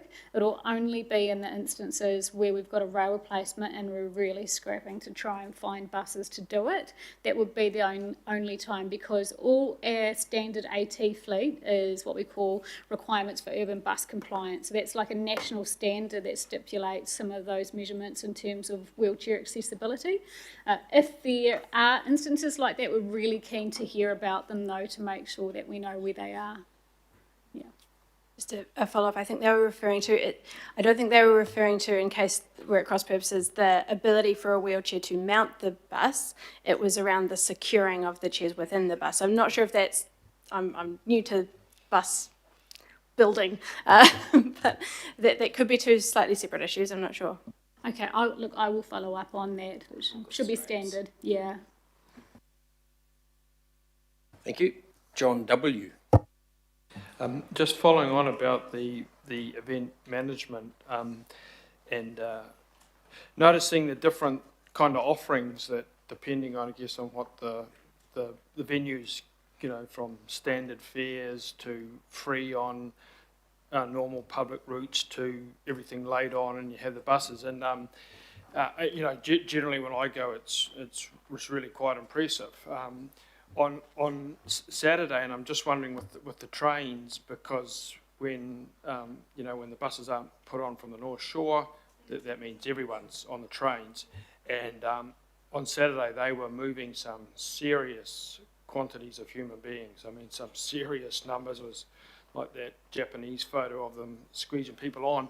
But at Kingsland Station, I get to my question was, it was really congested there, and they were taking people up a rather convoluted, here we go around the mulberry bush, and I was wondering if that was part of a strategy to try and control the flow of human beings, or was it just something that was happening on the night? Because and there was with that tattoo, there were a lot of older people too, just in the audience, and you know there were a few people falling over and stuff like that. So I'm just wondering, is there an issue at Kingsland when when there is not those event buses coming from the North Shore and elsewhere other than the private ones, and where you have, and everyone arrives there generally looking for that train, once the gig finishes, and you just have these, sort of akin to some of the scenes in the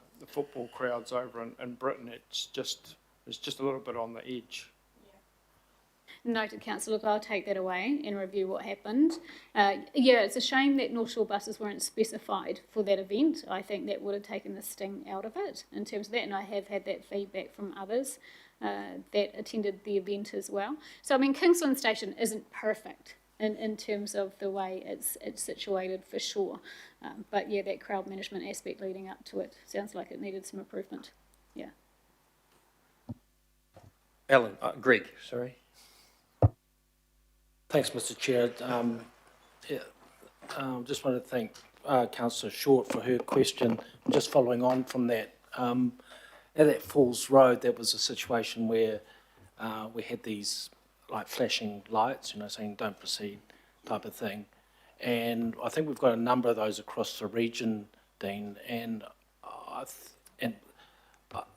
my question is just, are we going to assess how effective those are across the region? Because would it be better to have barriers coming down that actually stop people? I think we've got those flashing signals as trials, for want of a better word, as testing how well they go. So are we going to reassess their effectiveness? Melanie might know, or Jane might know some more, but I read the report relating to the death of the individual. Okay, so there's a few things there about Falls Road. First of all, it's a ford. Okay. And when there's floodwaters, it's designed to go over it. Secondly, it did have the warning, and the warning sign was operating. So we know that.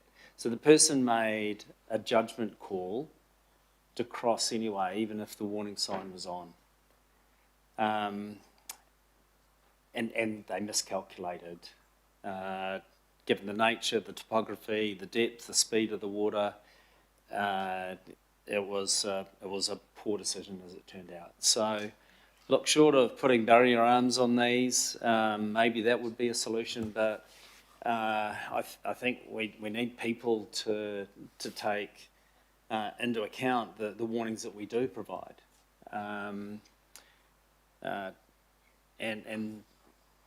otherwise you're up for bridging some of these locations or other solutions, and that's not necessarily either going to be effective or cost effective, but all the systems were operating on that particular day for that particular event, and sadly a person still lost their life. Okay, Julie. Kia ora, thank you. I've just got a couple of questions. Surprise. The stuff on the tattoo, and I'm sorry if I missed this while I was out of the room, I think one of the issues there was the unique nature of the crowd. There were a lot of older people and people with disabilities, not necessarily, those two things aren't necessarily the same. And I suspect a lot of people who weren't familiar with necessarily accessing those transport systems to get to an event of that type, a large-scale event. And so I think it would be interesting and useful to review that. It's a very different event from the likes of Ed Sheeran and things like that.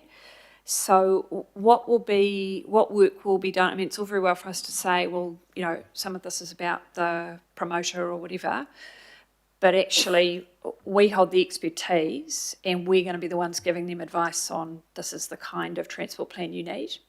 So what are we going to do around reviewing the specific event, because this is a location, and Councillor Watson raised some of the constraints around Kingsland Station, those aren't going to change in a hurry. This is a location that is likely to have more events with a wider variety of different audiences in the future. So what are we doing to learn from that?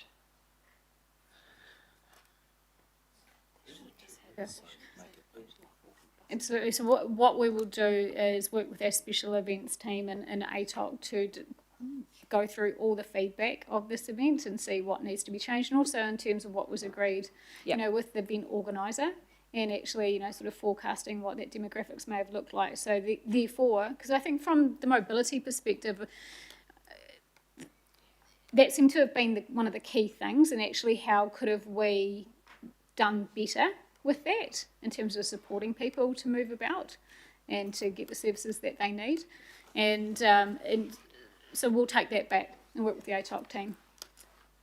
Can I just add, look, for successful delivery of these public transport services at an event, we do require quality information from the event organiser, and it's important to make that point, because as part of their service, they're also thinking about how do people move from home or wherever to the event and back safely.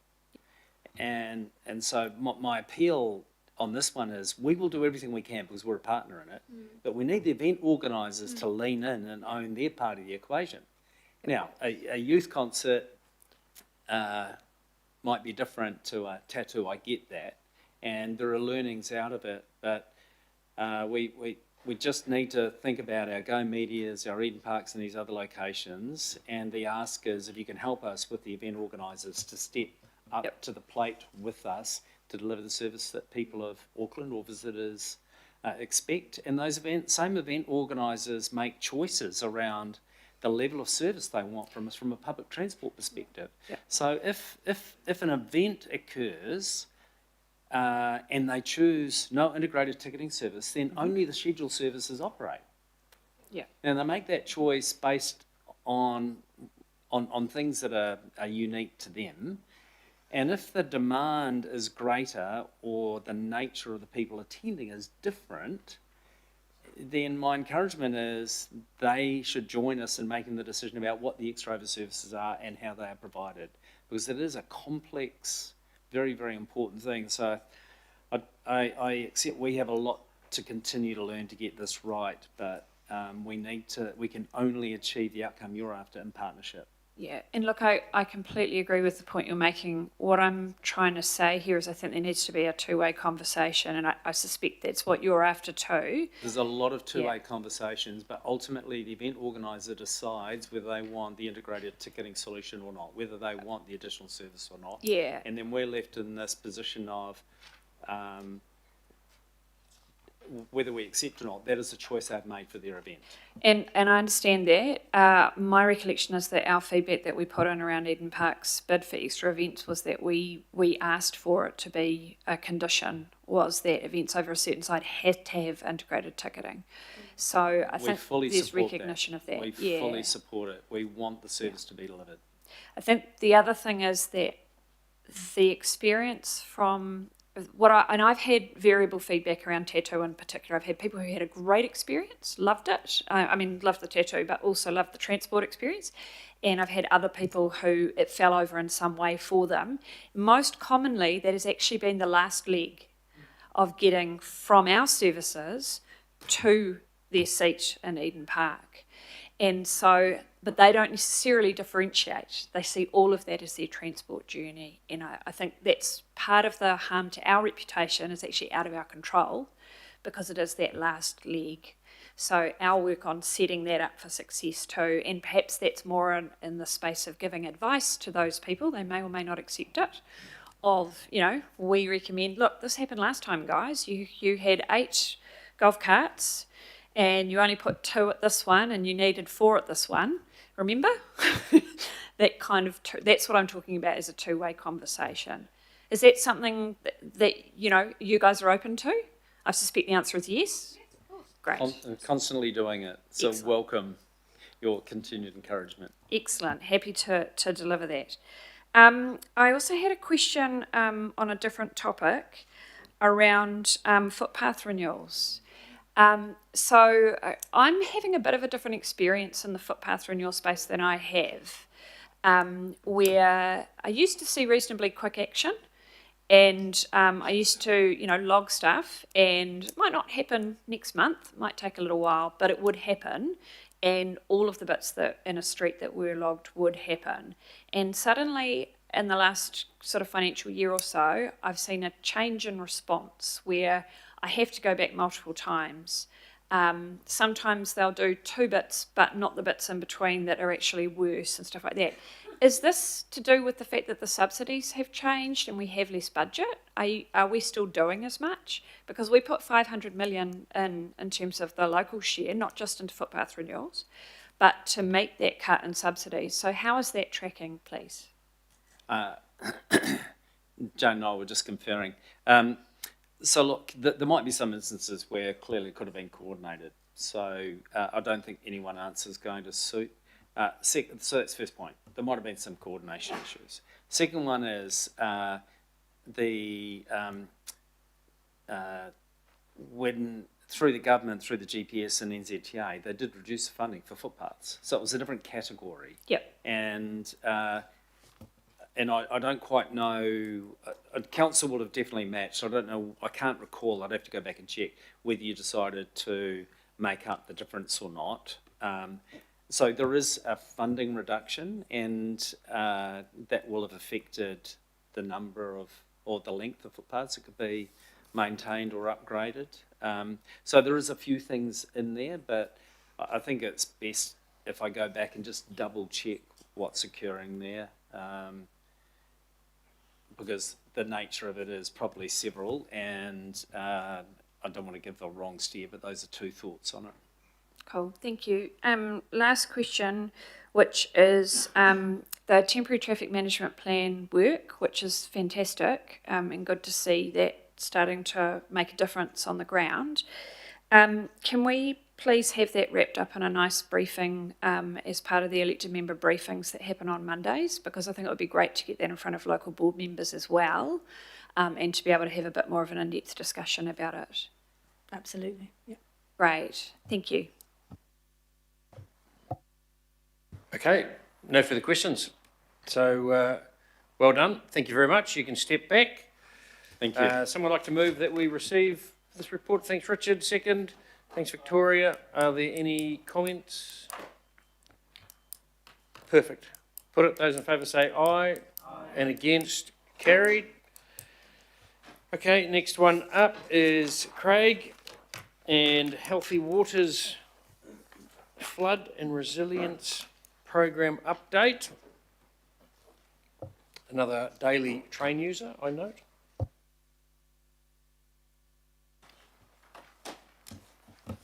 Good afternoon, everyone. Lovely to be with you and talk about what we've been up to in the last few months in Healthy Waters, which has been pretty busy, I can assure you. I've got a slide pack that hopefully is loaded up in the system. So,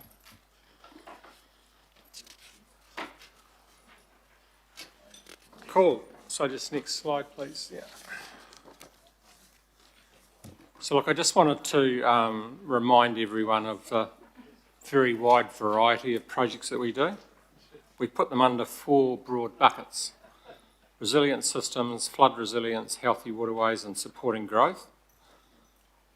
And in the resilient systems, it's where we do, In resilient systems, it's where we do our key renewals and also our emergency works as well. Flood resilience, I think, is pretty self-explanatory, as is healthy waterways. And obviously, everything we do is really more often than not related to supporting growth as well. And that's a point I want to make in the next slide. Look, I won't expect you to read this for detail, but the key message here is that very few of our projects tick one of those 4 boxes. We invariably deliver at least 3 or out of 4 of those outcome areas, and it's the nature of a stormwater project that it serves multiple audiences, if you like, and delivers multiple outcomes. So I think that's really something to take into consideration. And all I've done on this slide for you is noted since the start of this financial year, all of our significant work packages that have been completed, and also anticipated completion dates for some of the key projects that are underway at the moment. And what I'll do on the next slide, I'll just take the rest of that slide as read and just focus on our big grunty things that are going on at the moment. So first, cab off the rank, Te Arata Stream in Mangere. First point I'd like to make there is that the Wormsley Road closing has actually gone really, really well. We've been very pleasantly surprised as to how well the public and the commercial sector have reacted to the changed roading arrangements. So that's been very pleasing that all that work that went into the modelling and the designing of the solution, because Councillor Simpson will be delighted to know, because of that decision, there's a very significant cost saving to Council for that project in the order of $10 million got saved by making the decision not to build a temporary bridge and to take the bold step to close the bridge. Yep. Yep. Now, the neat thing about the $10 million, of course, is that's more money to spend on other blue-green projects, and that's a really important outcome. So a lot's happened in the interim period of time. The culvert's been removed. The road is going to remain closed until May 2026. But most importantly, we are on target now to meet our completion deadline of July 2026. And I think at the opening I made a commitment to the Minister that there would be an opening ceremony for this piece of infrastructure. I might have been a bit ambitious and said June, and it might still be June, but we've been conservative and put July in our timeline. But I think it's nice to have some good news with our Crown partnership at that time of year. The other progress in Mangere is around the Harania Creek, and a lot's happened there as well. This is a really, really technically tricky job. We're effectively putting in a new pipe bridge over the Harania Creek, but the key thing there is how you connect it into the water care network, because we've got to effectively, at the right time, cut into the water care network to insert our new piece of infrastructure. And so there's a lot of preparatory work that's required, close cooperation with water care. The pipe itself is another good news story. The pipe was originally going to be imported from, I think, Thailand, but we managed to get a better deal by buying the pipe locally, and so this pipe has been manufactured in Napier at the moment. And it's going to have a really, it's an interesting exercise getting this pipe from Napier to the site. So it's 2.8 metres in diameter, so it's a big pipe. It's 37 metres long, and it weighs 60 tonnes, so that will be an interesting, bit bigger than your average house removal. So, and I would have thought 37 metres is getting up to about as long as you can get stuff on. I'm not an expert on this, but 37 metres to me sounds quite long. So, and that is going to happen at the end of March. And it's really an interesting process. When the pipe arrives on site, the actual concrete line gets done in situ when the pipe gets up here, because that'll take the weight to over 100 tonnes. And this is all going to require some very, very large mobile craneage to get this thing in place. And then the actual final piece of the jigsaw, of course, is actually getting the new pipe lifted into place and connected up into the water care network, and that has to happen over a weekend. And it also is going to be very, very reliant on having the right weather forecast, because we've got to pick a dry weekend to do this work so we don't get too many storm flows from the pipe. So a very challenging bit of work, but at the end of the day, I think you've heard me say this before, this is effectively putting a plug in the bath, an increased bath plug in for both these projects, because the bath plug's too small at the moment and the water can't stay in the catchment, which the bath is an analogy for the catchment. So that's what's happening there. Oh, and the last thing that happens then, the whole pipe bridge gets externally painted with epoxy paint to guarantee the life of the asset.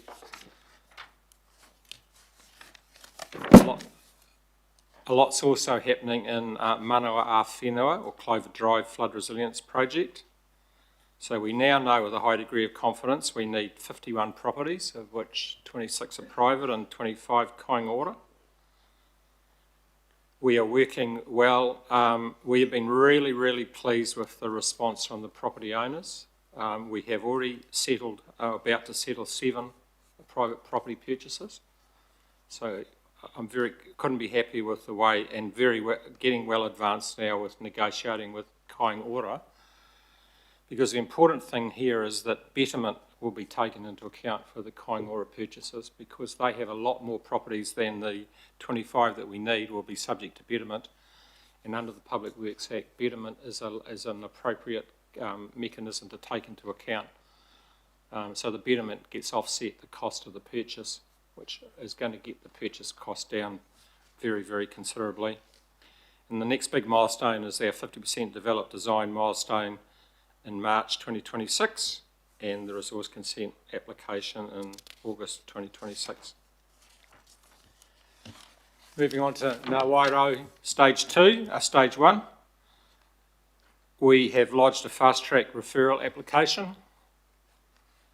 There's been a huge consultation process undergone with the community, and the local board is getting very close to making final decisions on the recreational use of the balance of the land that's not required for the flood retention basin, both the wet one and the dry one. And that decision will be coming back after the final meeting on the 25th of March. And we've been working very, very closely with the local board throughout, sharing all of the technical information so they can be fully informed. So really looking forward to hearing what that outcome is. We've done a huge amount of detailed site investigations, understanding exactly the geology, what the basalt levels are, because that's going to influence the final design of the wetland area. And we'll have a detailed design and business case coming back for approval in June. It's going to be probably about June 27, with works to commence by the end of 2027 and the 27-28 construction season. So that's Ngā Wairau Stage 1, and another part of Wairau Stage 1, which is the piece in Milford. We earlier this year we had the Woodbridge Lane Bridge blessing, and that bridge has now been removed, and we're well underway with our planning for the redevelopment of that area. Another big project that's going particularly well is our Lower Kaiba separation. That's a key part of our Eastern Isthmus works, a key enabler. And I think an interesting point that is the way that we are thinking about separation is that where we separate a network and we put in new stormwater, it actually is making space for more wastewater in the water care assets, which is good for dealing with growth. So my view of the world is that making space for water not only relates to blue-green programs for healthy waters, it also relates to sewer separation benefit for water care. And so that's what's happening there. Really interesting technology being used for this project, and this is Auckland's first segmental shaft with a customised seismic design, and once again, music to Deputy Mayor Simpson's ears, $2 million in savings for this project. So that's not too bad. $12 million for the day, I'll take that. Unfortunately, it's not every day you get to save $12 million, but we'll bank it for the future. Look, just very quickly wanted to highlight just some other things that are going on without labouring the point, because I'm aware that it's been a long, drawn-out day for everyone. Well advanced in our Waterview separation project, and we've got stage 1's already completed, stage 2's in construction, and we've got a couple of other stages designed and waiting to start construction. We've actually got a lot of projects in Healthy Waters that are designed ready to await construction, and we're hoping in the next financial year that we'll be able to carry on and get ahead with those projects, because we want to start the new financial year for the LTP caught up with all of our backlog of work, if you like. Blockhouse Bay separation is now underway, and that's due for completion. In fact, Blockhouse Bay separation is actually has been completed. Sorry, I should have had that slide on there. Boundary Road Wastewater Diversion, that's a project that was funded by KO, but we constructed it because we were doing work under our contract, and we've managed to get some work done that was then funded by Watercare for their wastewater diversion. So it's been a really good outcome and a good example of great collaboration between Watercare, KO and Healthy Waters. And the last project I just wanted to mention here is Paurata Road Culvert Upgrade, which is a key enabler for the Whangapuri blue-green network. That's been a really challenging job because we're building a new bridge effectively over a fairly major arterial, so it's required pretty challenging traffic management issues. You've got to build half the bridge and then move everyone over, then build the other half of the bridge. But that project's gone extraordinarily well, all factors considered, and that project is actually expected to complete in April this year, so not too far for the completion of that project. And I think that's me, so delighted to answer any questions. Kia ora. Thank you, Craig. So, questions? Lotu. Kia ora, thanks Craig for that update, and really good news too about the closures there and not getting much pushback from the community. And I think that probably comes down to all of the work that the Recovery Office did engaging with our community beforehand. I know I attended maybe 3 or 4 different hui that was happening beforehand where the community was being updated and told about the road closures and the bridge closure. So really positive outcome there that it's been pretty smooth sailing since, so good to hear that. With the opening or the work being completed in July 2026, will that include the opening of the road and the opening of the bridge as well? Yeah, I think actually the bridge opening is on target for, let me just double check on my slide here for a minute. Yeah, well the bridge is due to open at the end of May 2026. And yeah, so that means that we will, hopefully we'll have by June 2026, we'll have traffic back on the bridge. And the project doesn't finish till July because there'll be bits and pieces to tidy up and complete. Kia ora, thanks for that. I visited the site just before the road was closed and the bridge was closed with Councillor Alf in October. And at that stage, I think we were looking at possibly a later date. So it sounds like it's ahead of time and it sounds like we've saved more money than expected as well. So good on you. Thanks, Chair. John Watson. Yeah, great to see all those works, some of them very substantial, taking part across Auckland, Craig. And my question, ironically enough, is for those areas where there aren't works or works are not feasible. And I attended, as you know, a pretty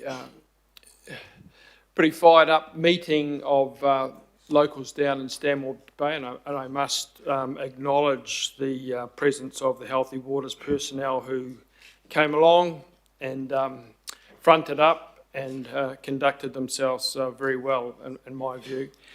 But what it got to at the end of that, once the local community who are still flooding, who are still fearful of the big events, and in quite a parlous situation where they just don't know what to do. And this is maybe not your area, Craig, but I'm interested in what your view is anyway. It seemed to me once everything had been dismissed that couldn't be done other than the changes to the grills and the improved maintenance which are happening as a matter of course. What did remain was a possibility of just lifting up these houses, and as it turned out, there was a guy there who has a house lifting business in both New Zealand and Australia, and the prices he quoted to me anyway seemed to be pretty good. So it was like 25 grand to raise it and 30 grand to then put in the piles. But he said a big cost is the council, component for consenting and stuff.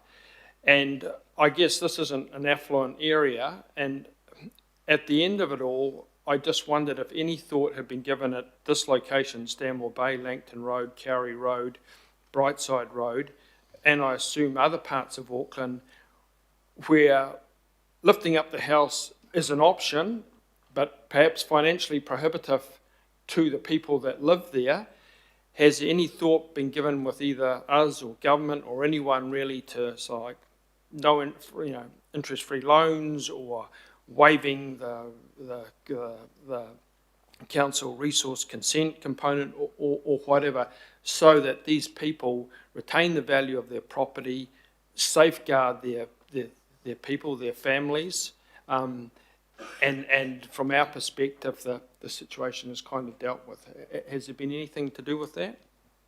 Look, I think you raise a really good point. We are now bending over backwards to work with communities, explaining the risk, giving them advice on things they can do to, I guess, flood-proof their house, if that's the right terminology. And I think people who behave responsibly and make good decisions, there needs to be a degree of incentivisation to reward good behaviour. Like, I'm a great fan of rewarding good behaviour and acknowledging that that's really important, because these issues cannot be solved by council alone. We have to have engaged communities that work with us. So what form that could take, you know my views about consenting. I'm really keen to look at ways of cutting consenting costs. Obviously not my specific area, but I would be very supportive of looking at different ways we can incentivise communities to help themselves. And I think part of our responsibility would be supporting that.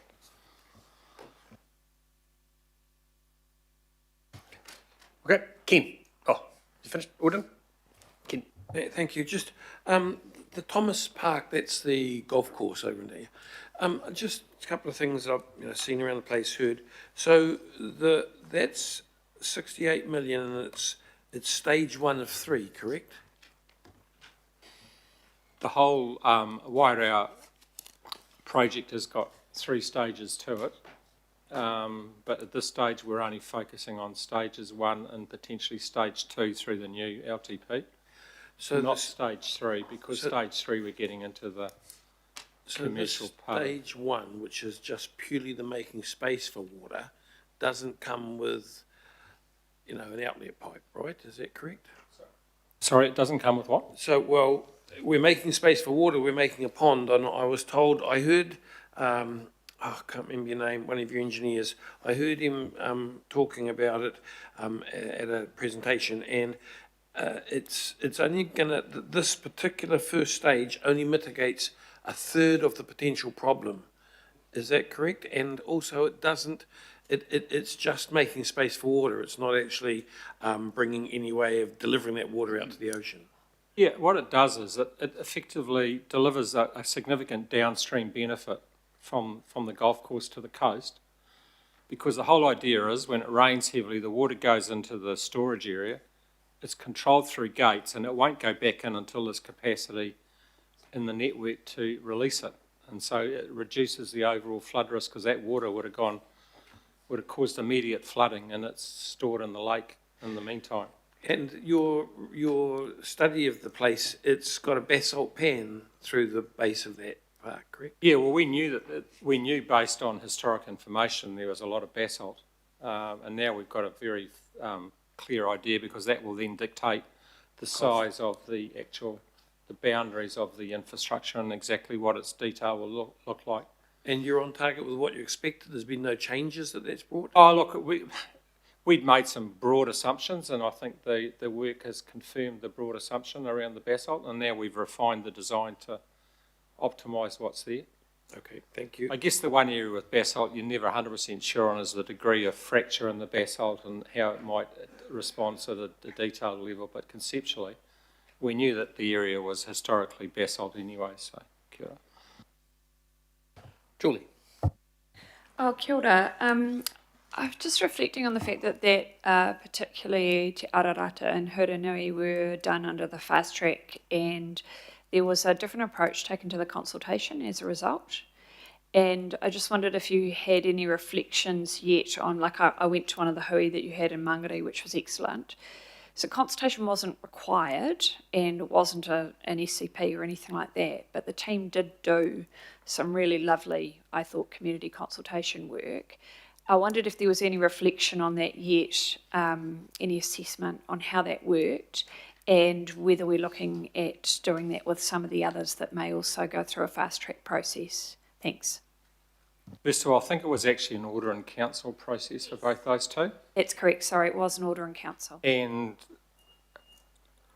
an order in council really involves pretty much as much work as a normal council consent, except it doesn't have that last ability of people to object and hold the thing up. But my view about consultation is dead simple. Doesn't matter whether we're doing fast track, traditional resource consent. We've got to bring the community on the journey with us, and they need to understand what we're doing, why we're doing it, what the options are. And it's just, the whole project's not going to succeed if you haven't got the goodwill and support of the community. So I don't care what final recipe we use to get there, as long as we choose the one that's the most cost effective, and all of them have to bring the community. So the consultation, I don't think, changes. There's three broad mechanisms we can use. We've got fast track, we've got traditional. There's actually another one, which is the one I'd like to adopt, which is give me the ability to write the consent, and we will stand or fall on the quality of the consent. And it won't, but that's possibly one step too far at the moment, but that's where I think we could look to get to as a unitary council going forward, particularly for things that are repetitive. So we're actually looking at a regional consent, which would cover all healthy waters and flood resilience business activities under one consent. Then all you'd do then, you'd write a set of specific rules for each consent under the global regional consent. And I think that's actually quite achievable. And that's something that we've got a team looking at the moment, that regional consent concept. Because at the end of the day, everything we do is repetitive, whether it's excavating areas for more storage, whether it's renewing pipes, whether it's putting in shafts. The work is actually quite formulaic, so it lends itself to a regional consent process. Okay, no further questions, so thank you, Craig. Someone like to move? Thanks, Greg. Second, Mike. Comments, Desley? Craig, you should be incredibly proud of this work. I think, where's the media when we want it? That's what I'll say. I don't see anyone anywhere, but this is an amazing piece of work. Or amazing update. I do notice that some of the Mangere and the Henderson work, I mean, I visited those places after the 2023 floods. To see progress there is a huge achievement. Anybody that comes to this table for a monthly meeting, I challenge anyone to beat you on 12 million. That's an amazing saving. I know 10 of it was one, but the fact that we got 2 million out of that Lower Kaiba separation is a real credit to you. And on top of that, you've been able to increase the GDP of our country by buying something out of this country as opposed to somewhere else. So when I look at this, councillors, through you, Chair, I think we can be incredibly proud of the work we are making. We are genuinely responding to challenges that we have as a city as a result of weather events. So thank you very much for your work. You can be incredibly proud, and congratulations. Thank you. Greg?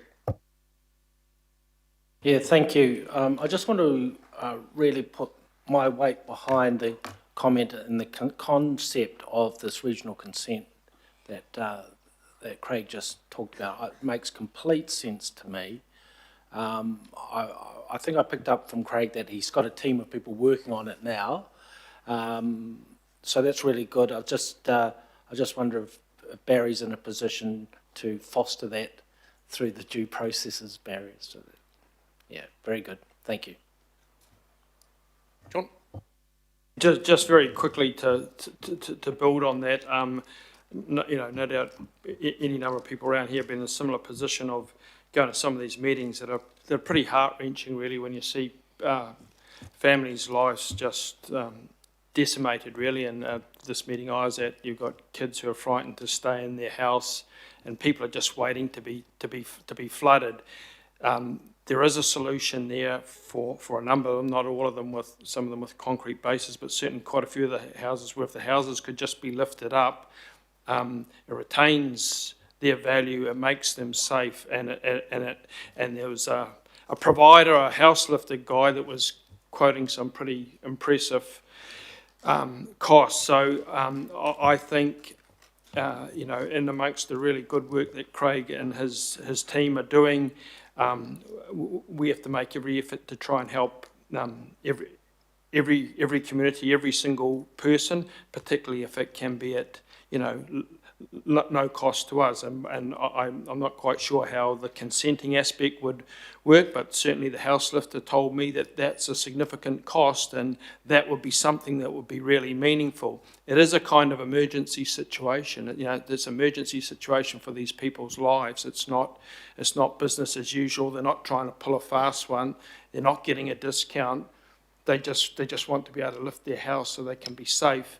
And if we could, and numerically, it's probably not going to be overwhelming, not in the same way as the buyouts or nothing like that. And ultimately, the people would have to pay the cost of that work themselves, but perhaps at least have an incentive to do that doesn't exist at the moment. So I certainly swing my full support behind Healthy Waters and Craig to explore every way that we can help people in this situation, no matter where they happen to be in Auckland. Thank you, John. Okay, there's no further. Oh, Lotu. Kia ora, thanks, Chair. And I just want to tautoko everything that's been said by everyone, and especially by the Deputy Mayor as well. Thanking the team, Craig and all of the team at the Recovery Office, for the good work that they've been doing in Mangere. During the process when we were going through the order of council here around this table, Councillor Alf and I both said to the team that we wanted to make sure we bring our community along the journey, being really mindful that our community is one that doesn't engage well with council, that doesn't trust council processes, and traditionally have not engaged in consultation and feedback and that sort of stuff very well.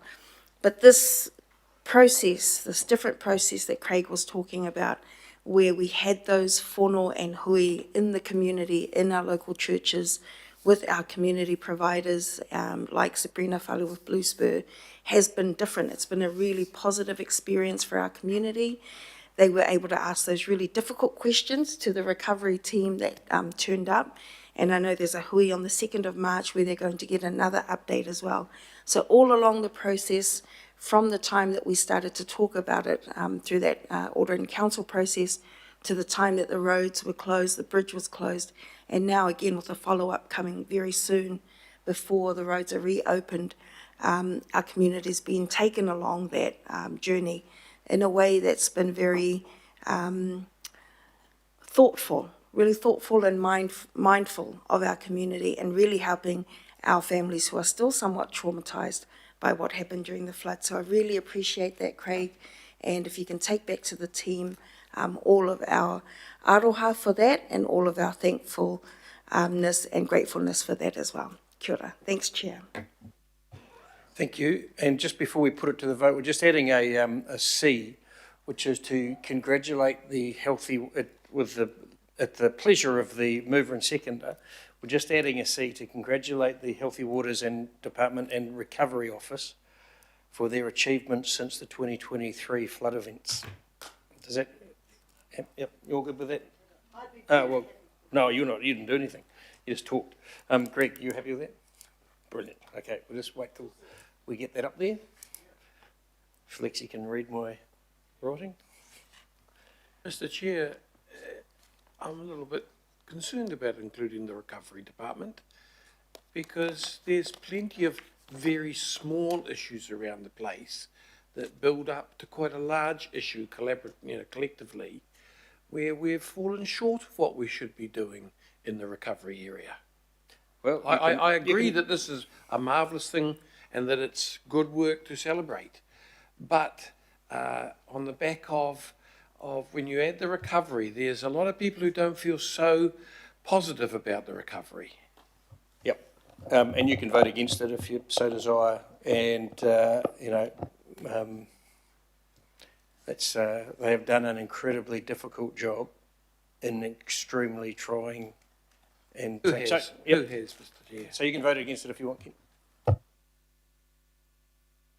Great, so it's up there. Those in favour say aye. Aye. And against? Carry. Okay, that ends our in public. Oh, yep, Barrett, yep.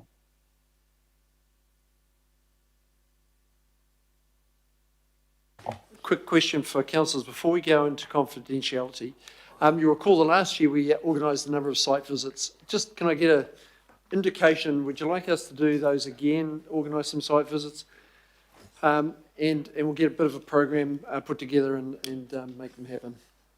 General consensus? Yes, thank you. That'll do. Sorry, and I just a little bit ahead of myself. We've got one more item, which is to... Oh, have you? The summary... once I find them here. Summary of information memoranda circulated to the Transport and Infrastructure Delivery Committee. We have two. I'll move. Someone like the second? Thanks, Greg. Are there any questions in regards to that or comments? Can you put your microphone on? Can you put your microphone on? Sorry about that. There's a memorandum in there about the downtown parking car park charges, which is about handing it over to the purchasers of the downtown. But I've yet to see a working system for the ramp removal. And so it reminded me when I saw this that we haven't had that, because that was sold by the previous council in a motion led by my deputy some years before I met her, and she went mad. But you did. The sale of that bloody car park, which is sold, we got the money now, but the removal of the ramp was always contentious. And when they first came up about it, they'd drawn it up, we went, because it's a bloody good ramp, I use it all the time. But they remove it, and then you had to do a U-E in Fanshawe Street, which struck me as really stupid, because they wanted 1,374 cars an hour to do a U-E in Fanshawe Street, which doesn't strike me as all that bright. And so they promised that they would come up with another sensible solution. And I can see this becoming a real problem to us, because we've got the money, they're going to pull it down at some stage, and we don't have a sensible solution for how the traffic deals are suddenly going to a brick wall. And so I want to make a note here that that needs to come up. So Barry's made a note, but we're not going to reopen that one today because we are simply receiving the summary of the memoranda that we have received. Well, and it is enough. not, Just want there's to no show that staff I've read the present. summary. Yep, there's no staff present to answer to it, so we will pick it up, but we are not going to... come ahead? Yep, so we have received a memorandum on that. We are just noting that we have received that.